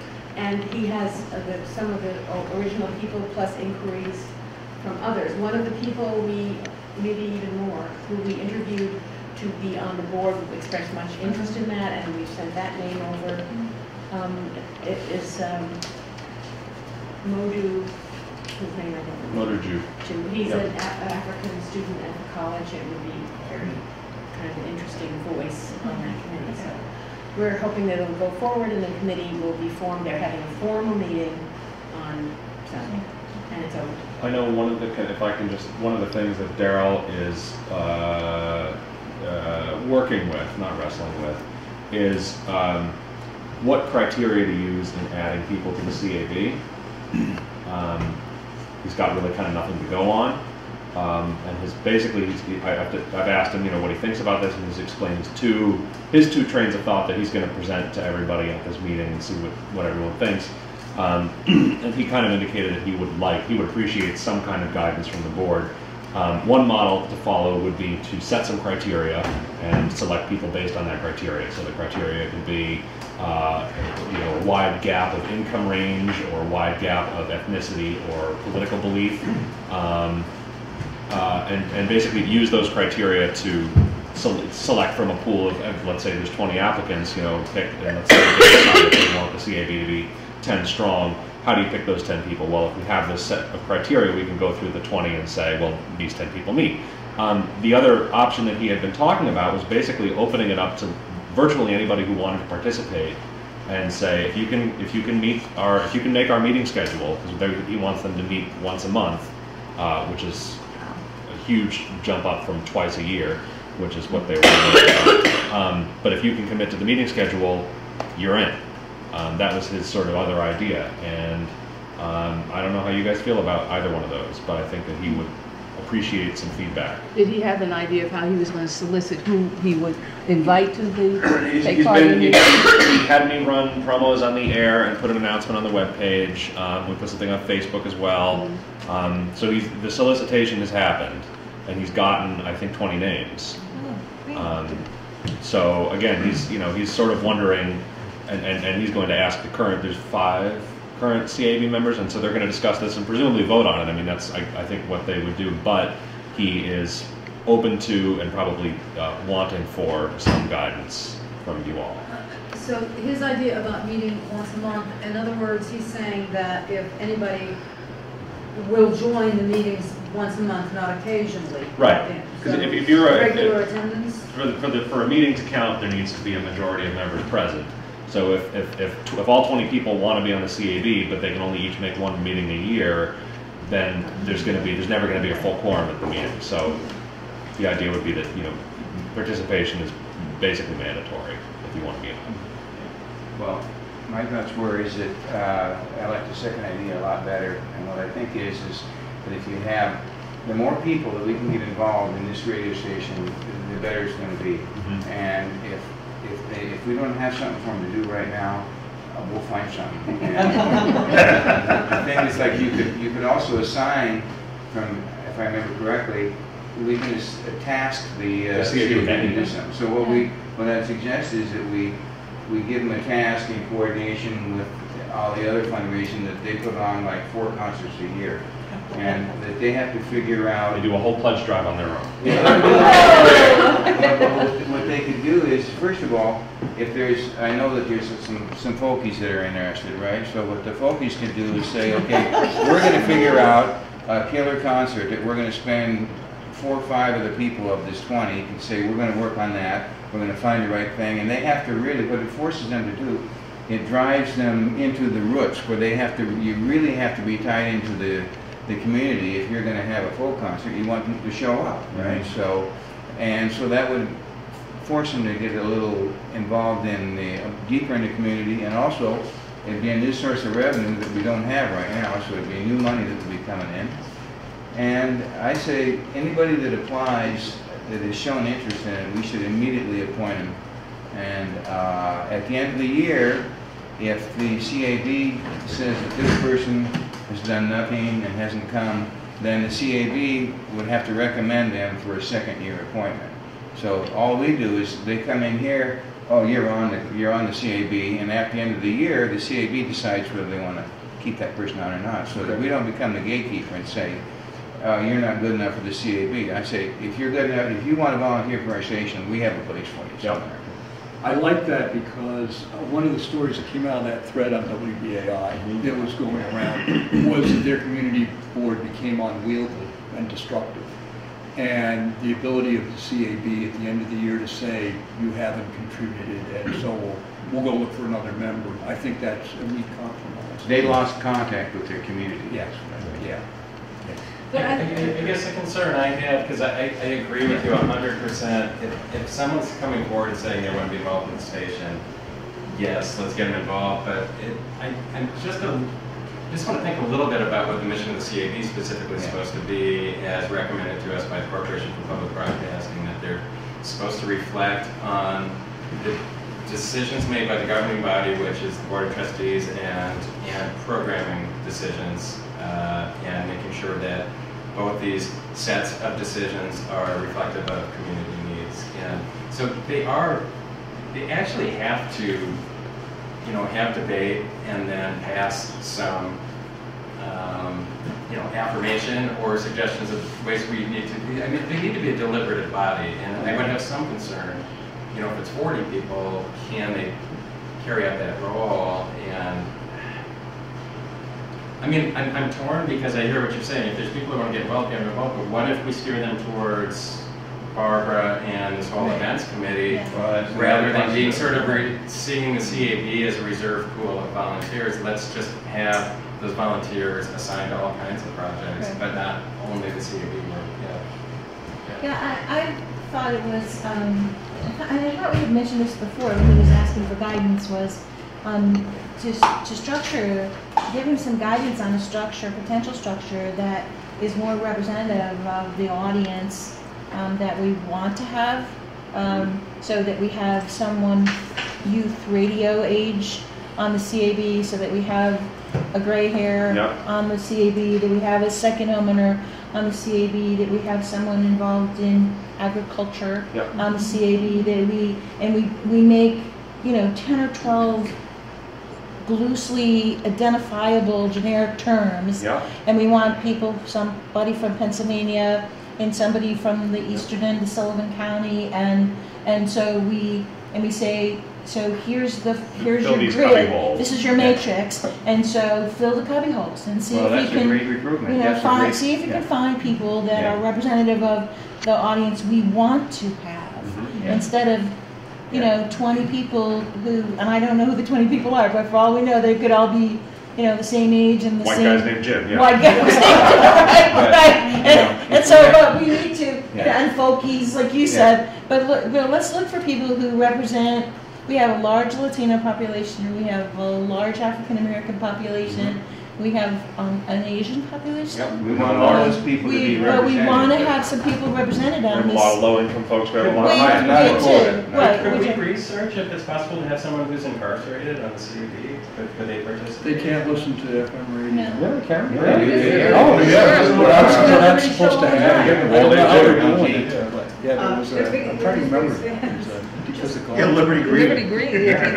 Also, it would be, I think it would be disruptive if you had new people coming onto the scene all the time. All the time, because I mean, you'd end up spending half your meeting kind of explaining to these new people who we are and what we do. I mean, so you couldn't have this kind of constant people coming in the door, you know, and participating as members without kind of going through orientation kind of things each time. I see a bigger problem if you're talking about on-air volunteer. On-air volunteer, you have to definitely go through, Andrea has a whole training program you have to be on the air. But if somebody wants to come and help with a project, you know. No, I'm talking about being a member, you know, doing that deliberative, you know, work that Kurt was talking about. And, you know, you kind of have to have a lot of background. And how do you select who, you know, I'm saying, anybody that's interested, let them on. Well, anybody that I hear both sides of the coin, and I think anybody who's interested, make them a part of the station thing is something that I think we could unanimously agree on. Not necessarily Make them a part of the CAB. Right. I'm not so totally sold on. But if we got 20 people and they decide to only take 12, let's make sure the other 8 have a job next week. If anybody says they want to help us, we want them and we need them. Maybe the CAB would be kind of an area that they could. I think Pat articulated beautifully that we want it diverse. Yeah. It's got to look like the Yeah, but community. not for it, can't say for it. No, but that's not. No, but And I think you know, Kurt has nailed that it's complex. It's not so. Right. Open door policy, absolutely, but I'm ruling no. I mean, you can't. Well, of course, if there was too many people coming down there, we could always put limits on it as we went along if there's a problem. I just don't want us to be the gatekeeper to say. And also, the people on the CAB that are there now, I know Daryl, but they're nice people. And this is how we were recruited. This is a letter from the former station manager. I'm asking you to become a member of the CAB. Okay. Before you say, I don't have time for this, let me assure you that it will only take a small amount of your time. The CAB meets twice a year. Okay, so that's how I was recruited. So I think that if we get a bunch of new people in there, they can redefine it among themselves, what it's going to be. And maybe they don't have to be in the fundraising business right away, but they should shoulder some of the responsibility too. And you know, when they advise us, you know, if they're, you know, I mean, lobbyists are advisor too, but when you go into the senator's office and you put up a sack of money and you say, you know, we raised this much money from our 4 things, so, you know, maybe you guys can listen to us a little bit more. It can still be advisory, but they're gonna, if they bring some, that they've done this work, it gives them more credibility. I don't know, that's just an idea, and I'm not sure how it fits in with all our other fundraising. If anybody wants to, I have the demographics, comparative demographics of Sullivan, Wayne County, and the deviation from the average U.S., and that might give some guidance. that is good guidance. That's a good place to start. Could you send that to all of us? Yeah. Yeah. And I think since he's reaching out to us for some guidance, it's important that we give him some simple outline of what we want. Nothing that's too difficult for him to comply with. Right. Certainly. But I think if you were to tell him, you know, go with your open to everybody thing, Right. or be a little selective and try and pick people who are representative of the diversity that we're. So and give him a list of what we kind of think. Yep. Our audience. You don't even necessarily have to give him that list, but I think if you were to say to him, you know, we heard about the 2 plans, and here's the one we think is what you ought to be going with. I think that would go a long way. And then recruit for diversity. You may have to recruit people because you may not have enough people from certain ethnic communities. you may have to go out and recruit them to be on the It CAB. takes work Yeah. to do that. But if there's volunteers who have stepped forward and don't wind up serving formally on the CAB, you know, Keep them on. where do we send them next? Do we send them to Andrea as station volunteers, or do we send them to Barbara as event volunteers, or we find out what they're most interested in? Yeah. But let's give them, let's make sure we've got a place to put them. But maybe okay. we also need to kind of look at what kind of materials we have for recruiting volunteers. You know, I mean, the promo that we've been running, you know, Pretty generic. talks about, you know, well, if you don't want to be on air, you can help us paint or lay carpet. That kind of, we've got that to do, but there's other things as well. So now we So have maybe we 20 ought to look- people that want to We want to look help. at, you know, kind of what are the range of things that you can do as a volunteer. Adam, doesn't this relate to the volunteer meetings that you had, people coming out with ideas on what volunteers can do? Mm-hmm. Can you say a little more about that? We've got a pile of notes to still sort of sit through, but yeah. Those meet, I'm sure And we'll I'll talk them about those in later. a minute. But the idea, if you want to volunteer, there has to be a list of the choices, and you have to have it ready when the person calls you. And I think that's important. The CAB members are appointed by the board right now, and they have to be appointed by the board, and they have to be diverse. And we can give them work to do, but it can be advisory. Now, Julia just suggested something, maybe that's what they should work on. She said more local programming is needed, and asked whose job is that? Is that the job? Is that something the CAB could look at? What program do we need? Where can you find it for us? Yeah, school producing, yeah. I mean, is that? Yeah, I mean, we wrote to the CAB such as it exists, just as to start the process, telling them about the program, change it. We want to have we think that, you know, we can do all the surveying that we want. It's never going to be as scientific as we'd like, and the CAB, if it's a well-functioning one, I think is the best possible way that we can make sure that the programming is responsive. So we'd like a much stronger connection. So maybe there would be liaisons from the CAB to certain committees. Okay, so what are we deciding on this? And I believe there was one board member or two that were going to be the liaison. to the CAB. Yeah. Who was that? Steve, okay. So, listening. what, can you attend this I'm weekend? yeah. Okay, and then the idea of some sort of grid, whatever, a job. I can just bring it, because that was one of the questions I was going to have, is that as the board member there, you're not there to influence it, but I guess this type of communication I could take. And to help, well, they've asked, that wants to know how you help us recruit, so that you can do. Well, and you could take I was gonna say, I could take that. the I could take that demographic input, yeah. easily enough and say, this is our demographic. Yeah. Let's make it look like us. And that's I will- where we want to go too. Yeah, where we want to go. I'll add a caveat because Joel did bring it to my attention. If you look at the demographics, it shows that in some ethnic areas that we are vastly underreported, perhaps. That because some folks may not have been involved in the census, that you can take that with a grain of salt. I don't know how much with a grain of salt, but that if you have people who aren't reporting, then they're obviously not counting. If I could take that Yeah. and then have a discussion and see what we can. And is it pushing too far? We have to appoint them, so we do have some members appointed. If from this group they are going to bring more new members' names up, that would be for our meeting in September. Yep. So we're at least on the track of Okay. it. But why not present this Julia's idea? We need more local programs. And you have any ideas? And that relates to areas of our schedule that we don't have enough of. And that's important too, And- and tasking a committee to have a job, at least to have a purpose.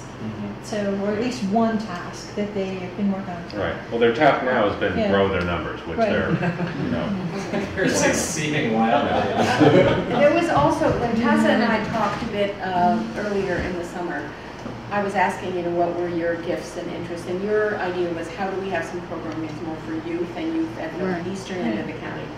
That's a big loss. There's also a bigger Mexican population in, I believe in Monticello. Liberty, Liberty, in Liberty, Monticello. We Monticello. haven't even touched at all. No. And maybe we could figure out, you could give us some words of wisdom as well. Well, I know I saw that when I was handing out the flyers for yard stop, I didn't realize the extent of the diversity Yeah. in Monticello and in Liberty. Yeah. And not aware of what we're doing at the radio station, and not aware that they can participate in it. So Yeah. that's critical that we actually reach out to that end of the county, that end of the.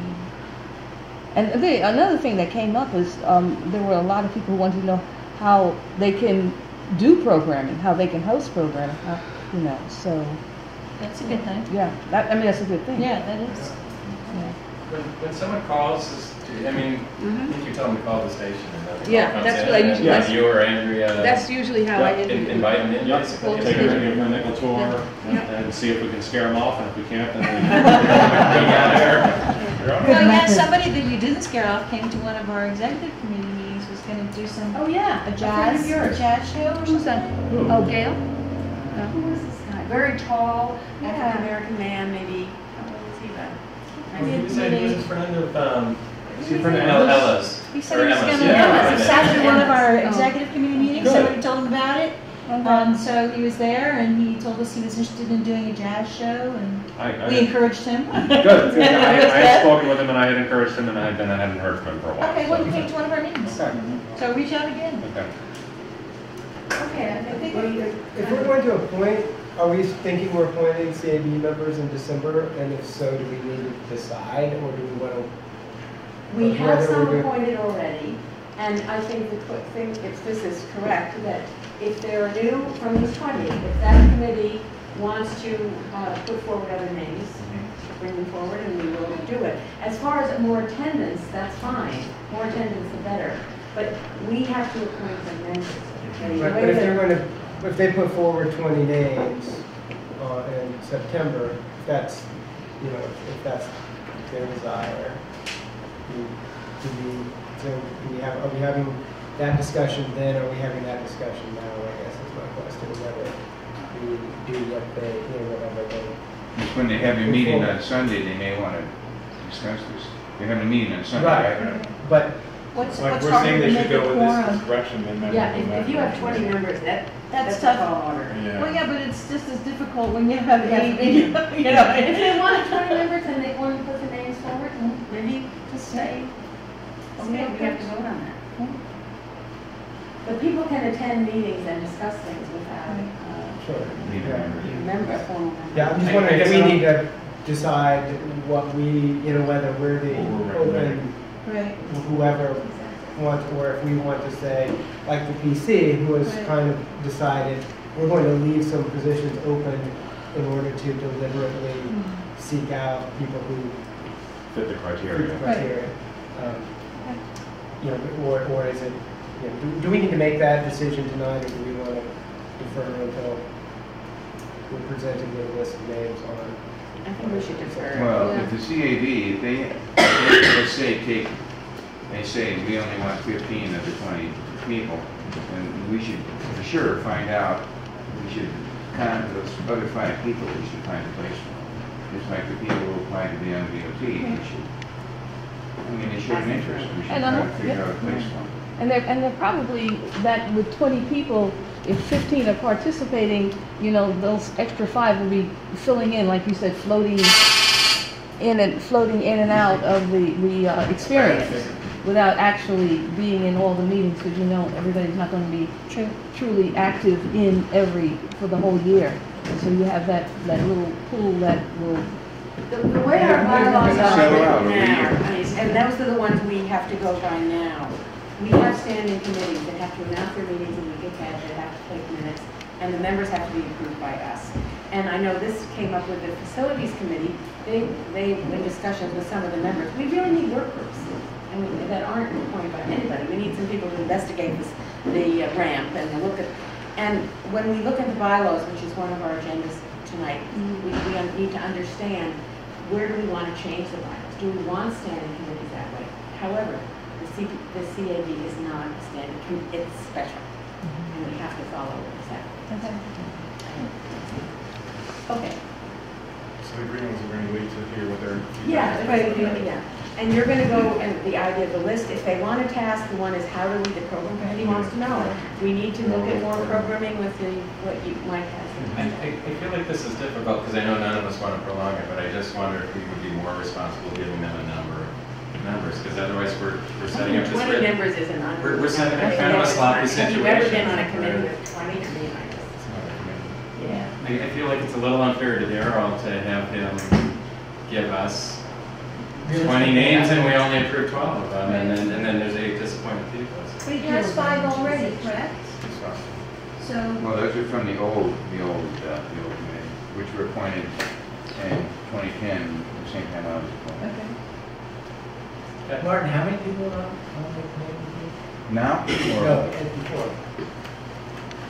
I have that number. When Walter Keller yeah. and how many people were on that? Matt Curtis and the Raymonds and that. I thought it was about 10, generally. 14. 14. Did that seem wieldy, unwieldy? Well, first of all, a lot of people were just not leaders, and they were just listening to what was going on, so there wasn't a problem. You know, I mean, everybody here, we all have something to say, so, you know, I mean, I don't know if it's going to be that complicated, and I'm thinking that as we grow, we may want to have, you know, more people involved in different tasks. I don't know whether the thing to do all the, if you like to say, like I said, suggested is if you give them a fundraising task, how does that interfere with what you're doing? And going to be coordinated in or? I mean, if you 20 people could be, only 10 have to show up to make the meetings legal, right? So, I don't know. You know, you need to have some clear attendance expectations. You know, if you miss more than 2 consecutive meetings, that, you know, or something like that. Because otherwise, the large, you know, any kind of size group may not have that commitment to. And the one thing about the 14 meeting was you were pretty mixed around geographically. Well, so Newburgh, Mountaindale, yeah, but you see, I did a map of it all too. I did a map of it. It really was not. It was not way too heavy in Delaware Valley. There wasn't one person from Liberty, one person from Monticello, one person from. You know, and somebody from Newburgh. Yeah, I don't know. Yeah, I don't know. Newburgh. Yeah, you really get in Andes. They were nice people from Andes, but. Yes, you can pick up the signal. Okay, well, maybe there are some places. There's a couple places on 84 where you can pick up the signal. But I just, when I plotted out where they were not, they were not geographically diverse. Lori has it. You guys are probably already doing this, but with advice to Darrow, in the CPB things, they give a very clear thing about what the Community Advisory Board is. And so I'm just recommending that whatever you send to him, you make sure he's got that, because that's the ground floor. Okay, moving on. We resolve. So what we were saying here, just to review, and I'm trying to write notes of the things we've decided, and I hope I can get them all for when we adjourn. You're the liaison. Be frugal in the size of your members, and present new names next time. Consider a charge of work to get going now. Do it now. And Julia's idea of what programs can you think about developing, contact people, talk. If Tasa has some ideas, and I think you mentioned 2 different ideas too, those 2 people would be. And give them a charge. Start small, think big, but do something. That's right. It's like, there's a couple things I want feedback on, and I'm going to try and be there on Saturday. Sunday. Oh, Sunday. Great. And if you don't, you can email. okay. Okay? Yes. All right, okay. I have 2 things. Station manager's report. Let's see. Okay, yard stock is coming. This was a fun fundraiser idea. Everyone has a yard sale at their house, donates a portion of the proceeds to the station. Very little effort on the part of the staff, but connects the community, introduces people to each other, makes us some money at the same time. We've got about 10 people signed up to have sales, which is actually higher than I had expected at this point. I expect we'll probably get another 5 or 10.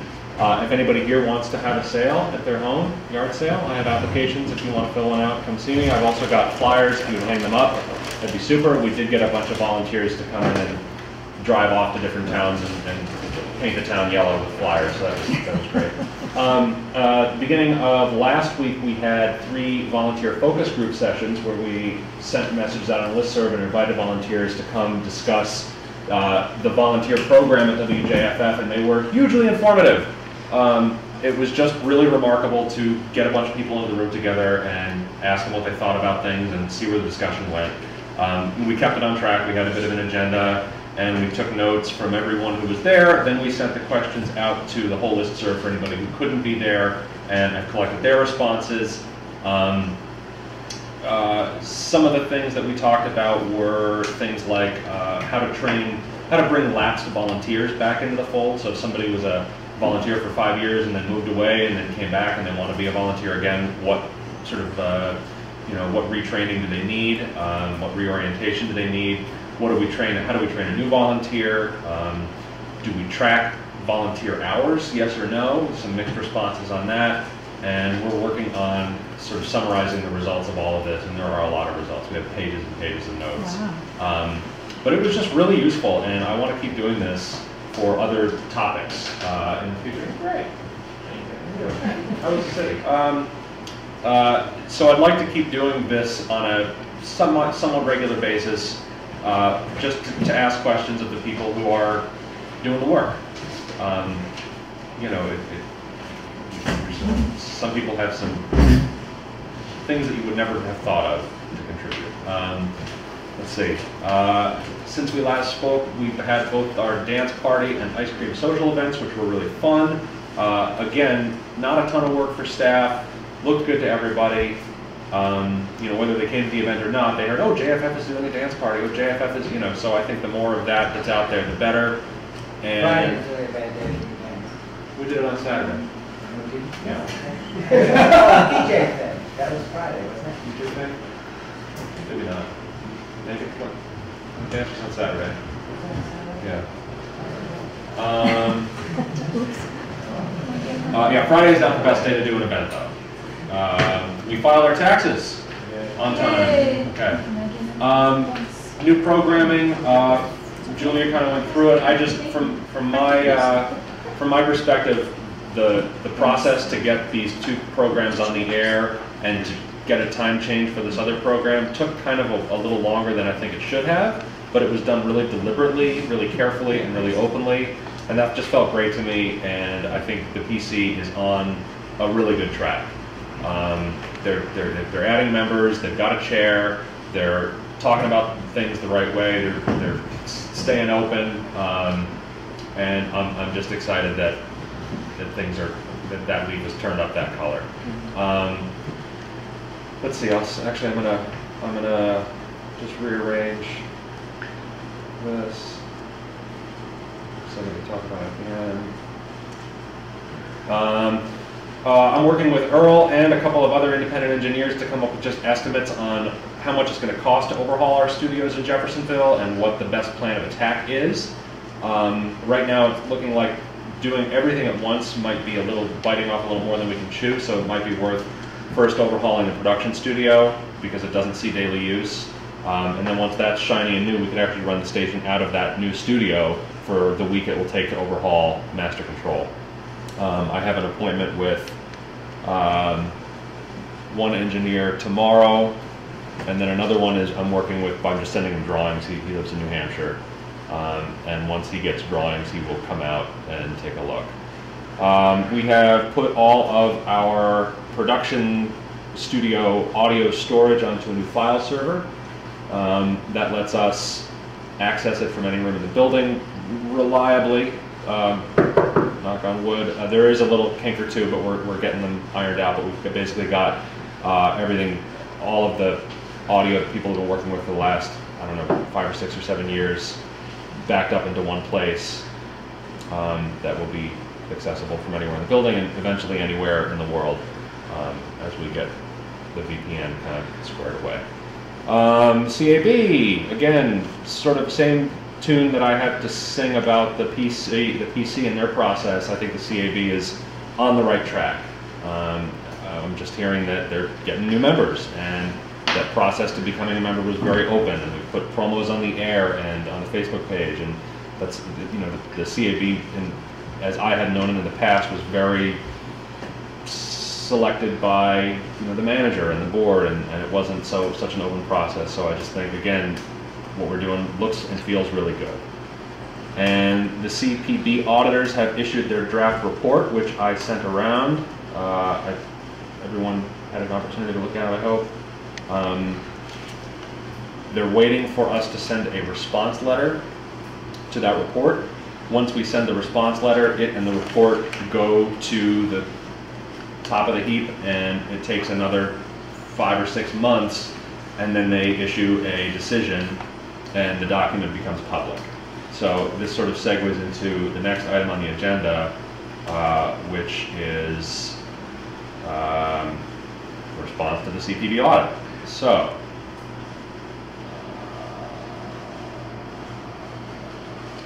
okay. I would like everybody to have a good look at this and talk about it and let me know if it looks good to you. So, basically, dear Mr. Richardson, okay, the first thing they say in their audit of us is that they found us to be claiming NFFS in accordance with CPB guidelines. Basically, they found us to be keeping good track of our money. End of discussion on that one. What they had a problem with was our handling of open meetings and the way we document it. And so they've listed several points that we're out of compliance with. So basically the point is bulleted in bold, and the solution follows below. So I don't know if you want me to read this out loud or if you just want to read it off the screen. Hang on a second. Okay, so we can start here. I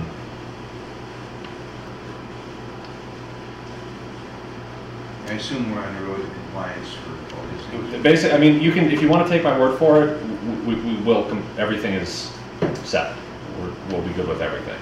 But here I basically spell out how we're going to comply with each of the items that they have an issue with.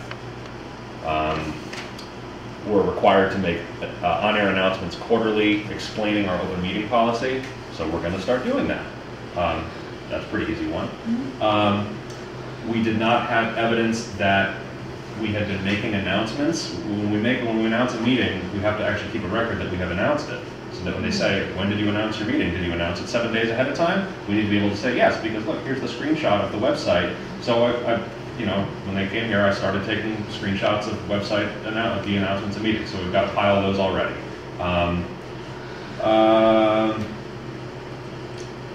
They say we did not maintain records of CAB members in attendance at public meetings, effective immediately.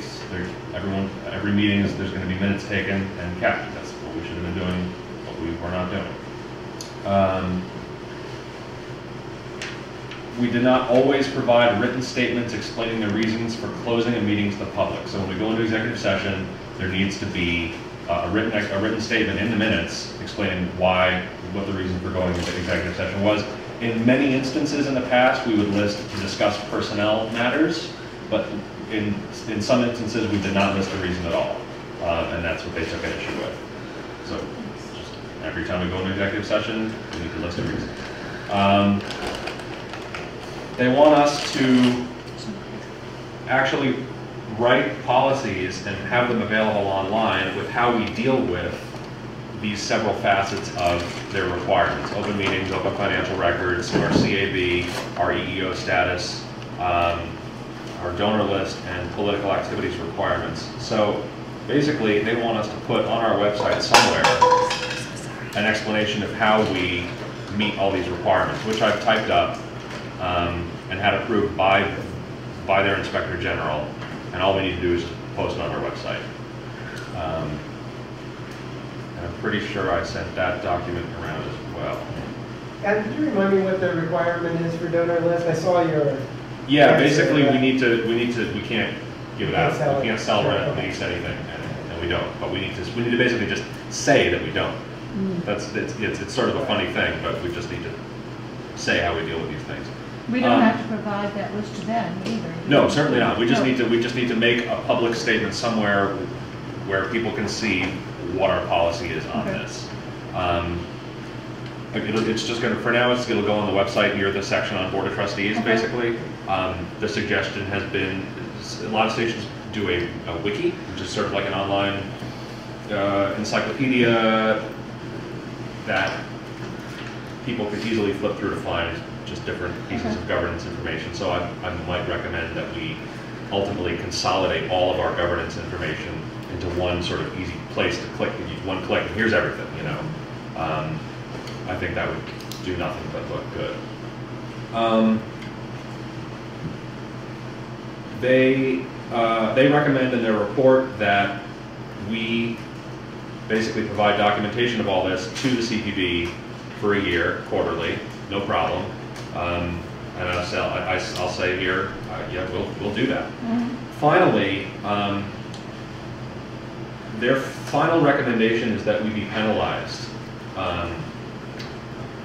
Because in 2011, there was a phone call between the CPB and the station manager where he was advised of these very recommendations and requirements. And they found that following that conversation, those recommendations were still not followed. So they recommend a penalty. I have it on, I don't have it on good authority, but I had a conversation which effectively, we've been advised informally to request that we not be penalized because the people, sort of the group of management people responsible for failing to follow those recommendations are no longer part of the station. All the people here at the station now are, 10 for 10, all in favor of following all those recommendations, and we're showing right here how we're going to do that. So to punish us would sort of be to punish the people who are trying to make it right. Again, the wording of this is probably not as good as it could be. Personnel responsible for failing to make appropriate corrective actions to comply with all Act requirements after November instruction have left the WJFF. Have left WJFF. The new personnel are eager to bring the station to full compliance. Levying a penalty at this point would be effectively punishing the people who are dedicated to following the guidance outlined in the report. We respectfully ask you to consider this request, given the recent change in management and trustees at WJFF. Is that the right personnel? Because you're still here. Yeah, but I wasn't in charge of. Right. Well, the management. You were the assistant. I don't know. Could you ask them to delay? I mean, could you put in? Could you ask them to drop the penalty, right? Yeah. Could you say, could you just hold off 6 months on a decision on the penalty, and that way you'd have more time to see that we really are complying with everything? That opens the door to saying that you don't mind them late. Do we have any indication what penalty might be? I got a ballpark of $2,000, but I have no idea. Could we take that out of severance package? Maybe they can take a fraction of a vote. One or Adam, I mean, you were interacting with these guys informally. Yeah. It seems like your sense is it doesn't hurt to ask for them to waive the penalty. I think it doesn't hurt at all. Are the changes that we're making, are they now going on the web in the next week or two? Like putting off, because it would show that when we send this in, if they look on the web, we. Oh yeah, no, when we send this in, this is all going to be in effect. Whatever. So I don't know, with y'all's blessing, I mean, well, tell me what you think. I agree with Pat though that if there's going to be a penalty, the sooner we know, the better. But if we ask for a delay, maybe that still opens us up to the penalty. But they could say, well, already, yes, you did improve that. However, that was still mistakes or non-compliance or whatever. So I always be in favor of having the decision sooner than later. It seems we've already acquiesced to the penalty. Well, I mean, I think that they look at things, they will see, though, that first, the important part is, though, that the people responsible are not the people now Right. on the show. And that's a critical point. I think we want to draw their attention to that. Maybe. Exactly. Yeah, and that's a wording thing, and I think that that's, you know, something that you might want to restructure that sentence again and again and again, so you can make sure. I mean, there were some people that remained, so it wasn't that everyone left. No, but the personnel responsible for failing, For the, you know, the, yes. they are gone. Some of the people are holdovers, but they weren't in positions to make those decisions. I think if you insert a sentence right before we respectfully, you know, and say, as you continue to monitor us over the coming year, I believe that you will see, you know, the level of our commitment to these changes. That might, in their mind, get them to at least hold off. Without directly asking. Right. So at that point, they might and respond, maybe- well, we'll watch you guys and see. Yeah. Before we make Could we a toss in decision. the word our good faith effort too, because. Yeah. So say again, Barbara. Well, just put in there, you know, as you continue to monitor us over the coming year, you'll see, we believe you'll see Good faith good effort. faith If effort. we really are interested in changing the I would policy. say you will see. You will see. You will see. Your commitment. And I think we should also indicate somewhere in there that we have suffered a financial loss anyway. That because of the actions of previous people, we have monetary loss. We've already suffered And a so monetary we're trying to recoup the monetary loss that we suffered because of this transition, and that, or this change, and that this new group, and So you know, we've for already been- for a small organization like ours, Since the time recovering due, from, you know, from that loss, and is very difficult for us, you know. Well, they're gonna have access to the profit and loss and They the, are. and Well, the yeah. balance, and we just got told we're in good shape. No, but they don't have this year. They don't have But they're gonna- 2013. They don't have this year, but they, but looking at, or that 2012, but looking at where we are from where we should be as far as fundraising is concerned, we are way off Well, then I'd because be- we lost that one fund drive. Then I'd be So- really specific about it. Yeah, Say that. Okay. and say that we, you know, that the previous manager canceled the fund drive, that there was a significant financial loss to this organization Yeah, that we've we are already trying to suffered. recoup. We've already suffered. Created by the very people who took us out of Right. compliance. Exactly. So in some way, you know, we've already had our penalty, basically, Right. and we're trying to recoup from that. And that shows on this stuff. Yeah. There's nothing wrong Okay, with us so- having some money in the bank. So I'll reword this, but I'd like to be able to send it out by Friday. Can I? Reword it and send it Can around I? again. Can I just send it to the whole board and Yeah, just yeah, okay? yeah. Okay, Um, back to your, so that's it. So I guess I don't know that you need to vote on this or anything. I don't know. I think. I would make a motion that we accept your draft with some changes, Yep. and that you submit this request, or this response back to them. And we Because authorize you we to- should do it timely. So I think it's a good thing for you to do. So if you just send us one more time the draft, but I would make a motion that we, with minor changes, give Adam permission to submit the response to the Second. Yes, Mine. yeah. Adam, who do you send this monthly report to? John. The little, this one, the Station not this, manager? but the back. To John, The and then list. also to the listserv. Okay, because you don't say in the report what they found. And I think you should say what, it just says we got an audit. It doesn't say it was good or it was bad. You don't say anything. They You're talk saying about to it. articulate to the broader. Well, I think people should know we were found, The point the is things Yes. that we were found wanting. That's a good idea. Okay. Otherwise, it's just there, where is it? Let's see. Issued their draft report. The report outlines the deficiencies re CAB, meetings, And closed perhaps meetings, quote and calendar. directly. We were Perhaps out, quote Yeah. directly. Yeah, we were out of compliance with the series. and we were out of compliance. Okay, I'll second Pat's good. All in favor? Thank you. Thank you for your work on that. Yeah, good job. Really good. The meetings were wonderful with volunteers. Some of our board members went, and it was just, you went, and I guess it was very lively. Okay, the audit correspondence, anything special, Adam?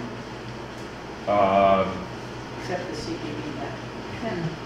Okay, no, Just as a matter of protocol, we did receive correspondence from the program committee. Do we attach that to the minutes?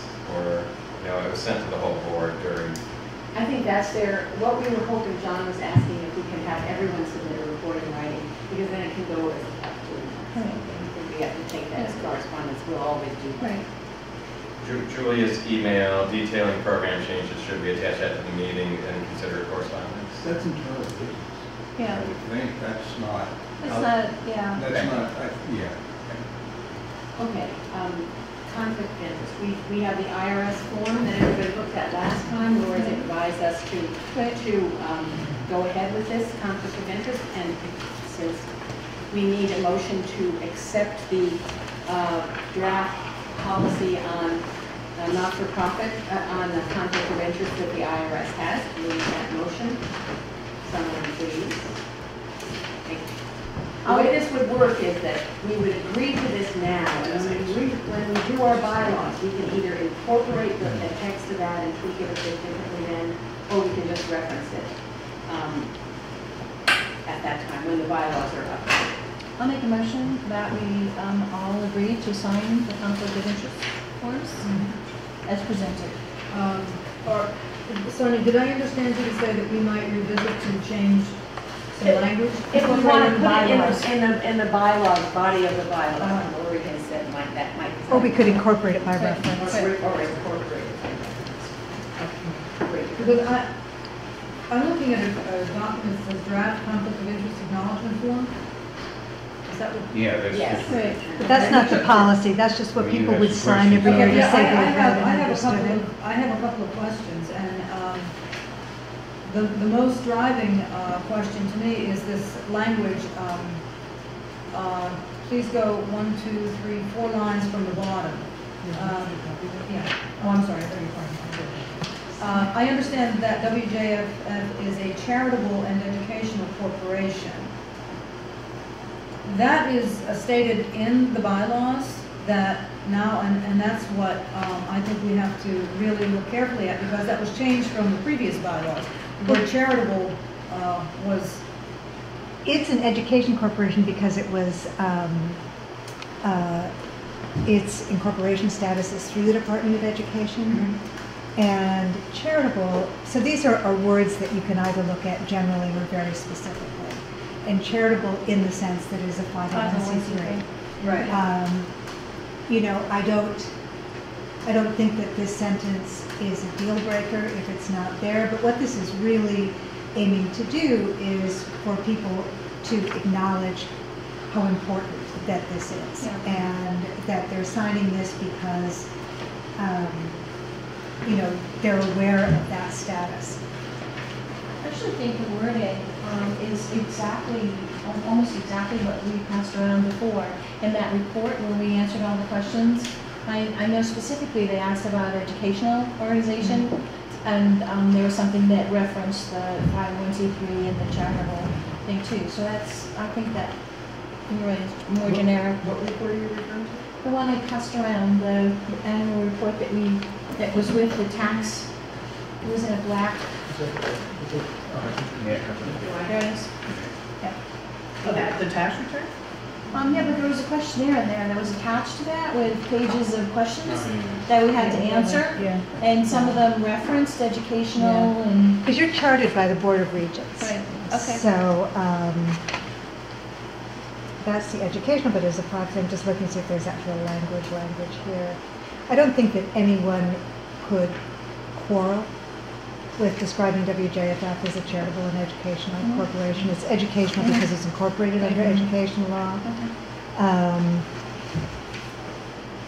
If people have feelings about the word charitable, I don't think it's bad to take it out of there. We could put it, we could phrase, well, I want to do it higher than not-for-profit because that can be just a state law thing. You'd want to have it hit that federal level. Or we could say something to the effect of, the thing in front of me is an educational corporation that is exempt from income, blah, blah, blah, blah, blah. You can do that sort of phrasing if that's preferable to people. Because the feeling is really the same, that you acknowledge how important it is, and everybody has to understand that you can't do stuff that would jeopardize that. Right. I guess part of my question with the word charitable is that because it can be used so colloquially, that I didn't know how that might be read by others. The definition and the IRS of charitable, they have a long one. The sort of historical definition is sort of relieving, difficulties of the poor and things like that. But I think in the regs it spreads it out to broader. Well, why don't I'm very happy to kind of just rewrite it so that it's much more as federal exemption language, which would accomplish the same purpose without there being any waiver, confusion about the word charitable. But we're definitely a charitable organization. I think there's, merit in getting this done. And if it's, if that's not a deal breaker, if we can, refine the wording at a later date, I think it's preferable to just have these, signed and filed, if you can live with that. I can live with it. I just had a question. And I guess also the question came up because the bylaws had been changed, and I was looking at the 2009 bylaws. So I was just looking at some of the changes that had been done from the original bylaws. And in fact, the bylaws are really not what we really look to with that, because bylaws can be changed. Our real kind of ground floor document is our certificate of incorporation and then our federal exemption. And, when I do the critique of the bylaws, there's a lot in the bylaws that I would recommend revising. Okay, so Lori, are you saying in what Barbara suggested, can we live with Yes, this? absolutely. Absolutely. So everyone signs it. Yeah, and just sign it. Does everybody, first I have to ask, has everyone read the conflict of interest policy? Because this is what, okay, that's great. So do we have a motion to accept the IRS guidelines for conflict of interest? And you can just say it as, we're adopting this as our conflict of interest policy. We're adopting the IRS policy on conflict of interest, and members are signing it. So we've got one thing. Where are these going? We'll take them here and ask. Sonia, could I just recommend that instead of putting IRS, you just say adopt the conflict of interest? Because if there's a time that we want to make any kind of alterations to it, then we need a motion. I move that we adopt the conflict of interest policy for Board of Trustees members as written. And it's members, officers, and key staff members. It's members, officers, and key staff members. So Adam signs this too, and Andrea signs it. Okay. Second? I'll second that. Okay, all in favor? Good. Got that. It's 2 extra copies of the report that she did, and then the actual copy of the Next one was the hazard report, Pat said that before, so I think we're done with that. Yeah, we should get a notification in the mail to the JFF address. Okay, nothing yet. Because there was a letter of intent, and following that letter of intent should come an invitation to apply. Okay. So if something comes from FEMA, HMGP, that's what it is. Cool. Either that or it's this rejection that says, oops, try again next time. I'll let you know. I have the next. Okay, do people have things to share from contacting other stations? Can we defer that till next time? We're sort of still in process. I think that would be appreciated. Okay. Critique of the bylaws. So the next part is really bylaws, and we asked Lori, who's our attorney, to give us some foundation upon which to start the work to review.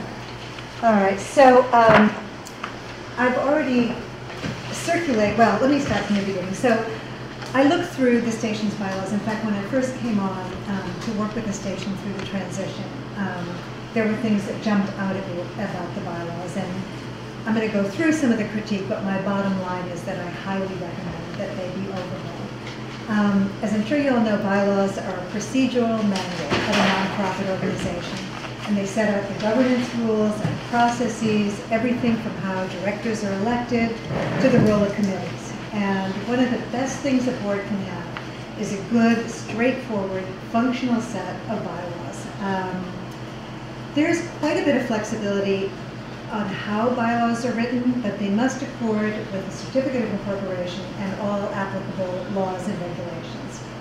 So I reviewed the current bylaws of Radio Catskill, and these are my comments on them. Certain provisions in the bylaws, the current bylaws, are not in line with the requirements of the Corporation for Public Broadcasting. For example, and I've said, I think I marked up, just by way of example, Article 2, Section E, Paragraph 2, meeting of the board, executive sessions, states that the executive sessions can be called at the discretion of the board, but it doesn't include anything about the limitations on going into executive sessions that are imposed by the CPB, and I strongly believe that that has to be in there. Paragraph 7 of the same section is also missing this limiting language, so as long as WJFF is in the position of accepting funds from the CPB, I think that our bylaws should reflect what we need to do to stay in compliance with that. The current bylaws are also missing provisions that are almost universally recommended.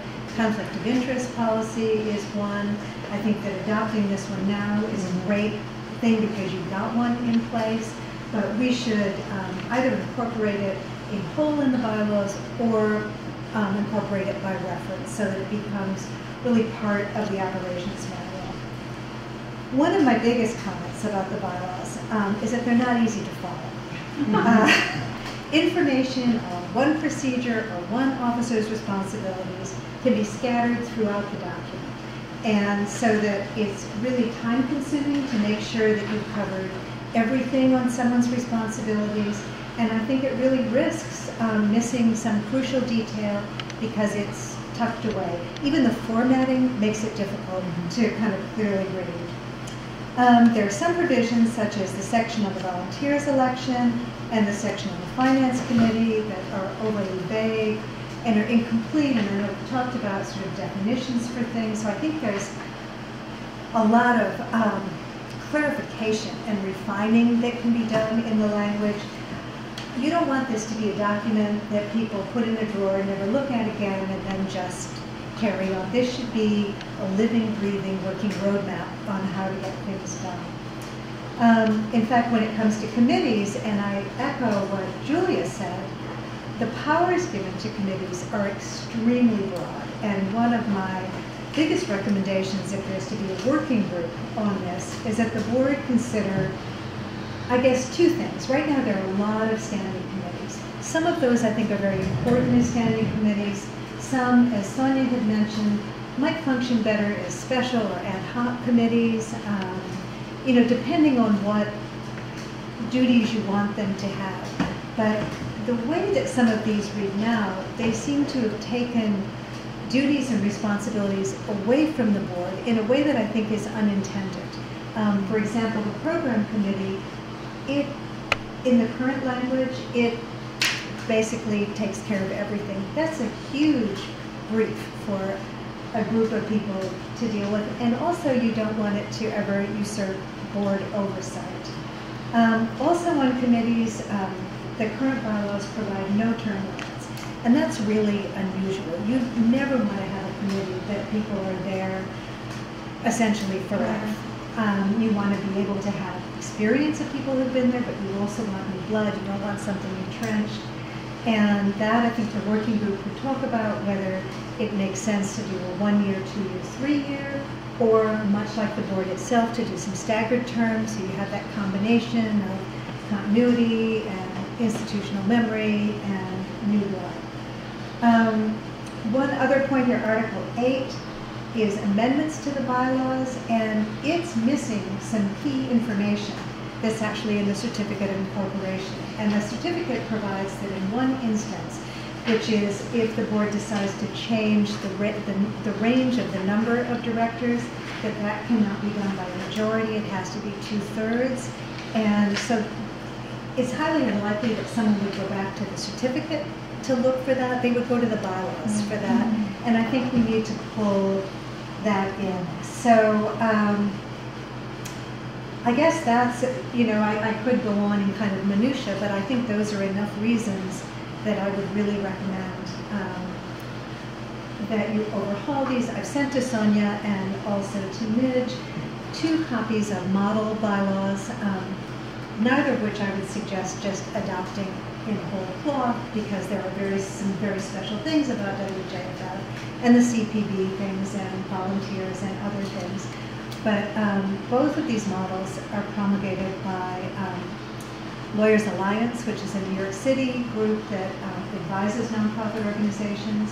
All of them provides pro bono work, unfortunately not to non-city nonprofits, but they're very highly respected. And I think that as a starting point, both of those models, in fact, the second one I think I even like more. The second one gives some more detail and pulls in a little bit more of the law, but in a way that's very easy to read. So that's my critique and recommendation. There's a hard copy for you. So, Mitch, you stepped forward to work on this, but we need, I don't know if we have other people, do we have a sense of how we want to, what's the next step? Well, I mean, I think that Lori's done an amazing job, and I think if anybody wanted to take a look at the previous bylaws that were revised in 2009, obfuscation is the term. You need an Advil first.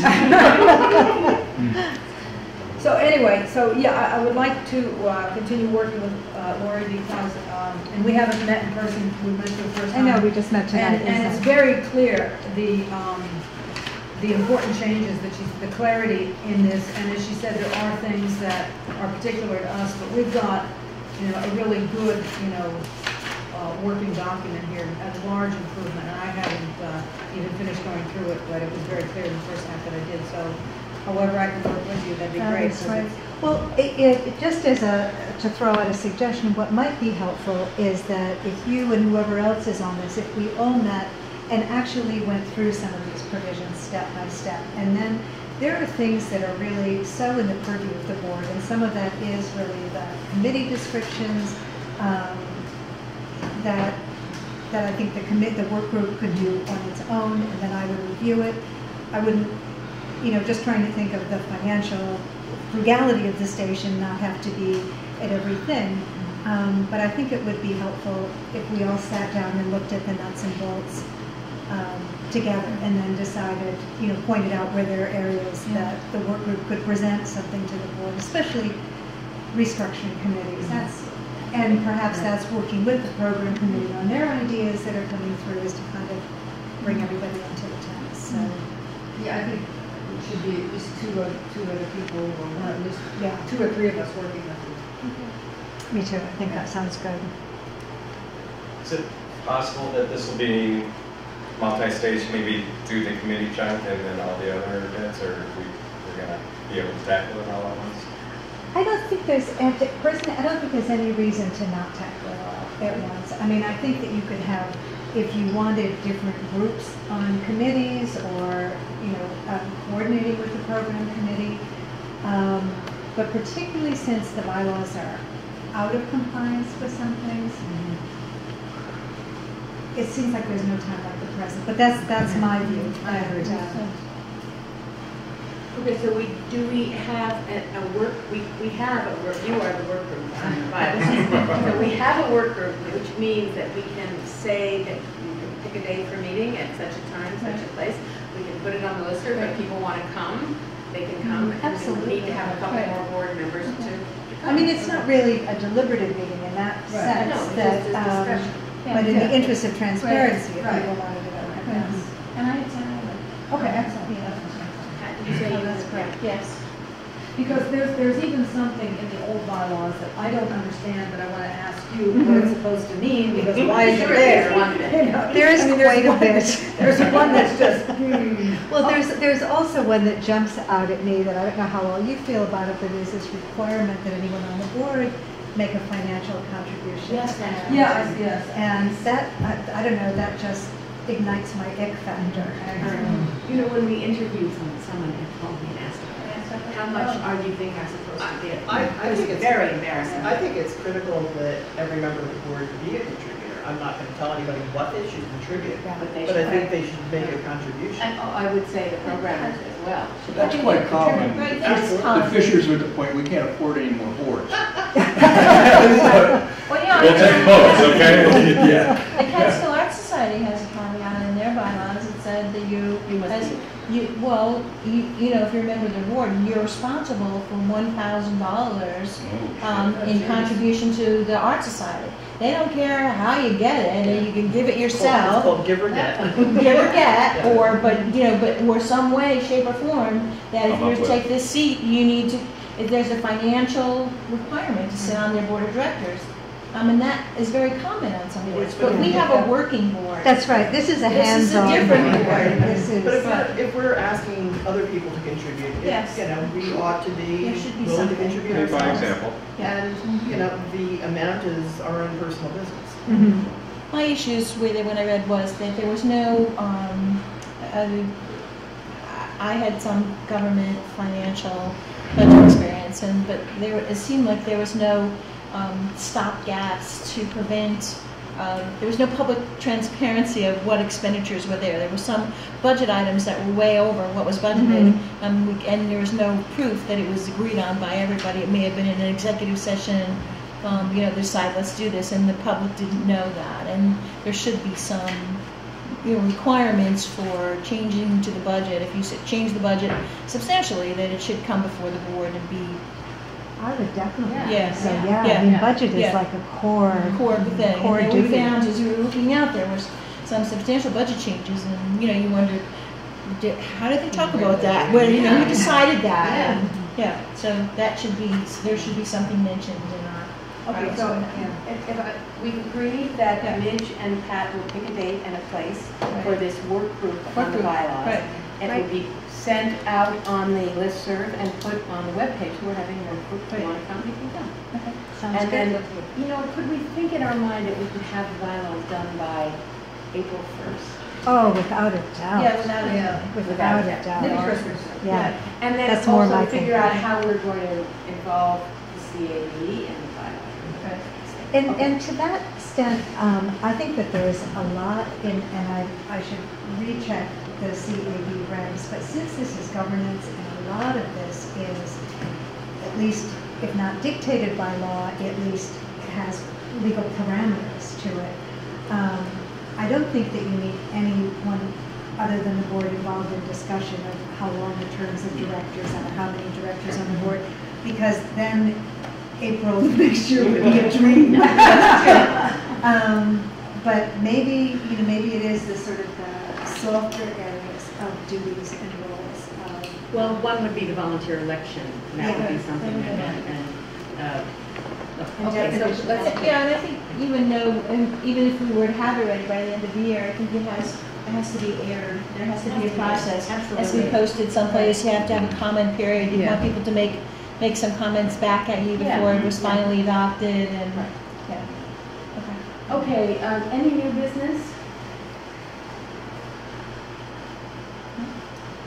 Someone mentioned conference call meetings. Is that anything we need to pay attention to? Well, there are sort of two things there that under, state law, you're allowed to have a meeting by conference call as long as everybody can hear everybody.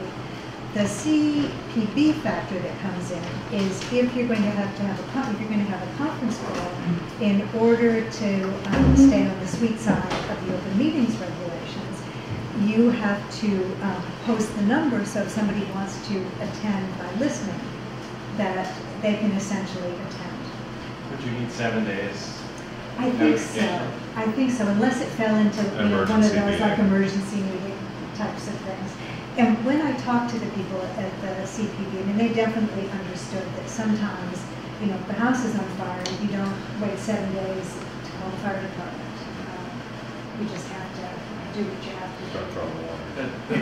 The vote that the program committee wanted to take prior to this meeting to recommend two candidates to us, they were kind of flummoxed whether they could do it legally or not. And I reached out to someone at NFCB, and she kind of gave us a protocol for taking an electronic vote and how to record that it was done, and intentions. And minutes. Does that seem like it flies with you? It's at the moment, in fact, there is a whole revision of some of the not-for-profit law going on, and one of the recommended revisions is to allow much more for email voting. If something is done under the law at the moment, if it's a vote, now this is board, I'm not sure if committee might be more flexible, but it either has to be an in-person meeting with a quorum, or if it's in writing, it has to be unanimous, and you have to have the unanimous consent of the whole group.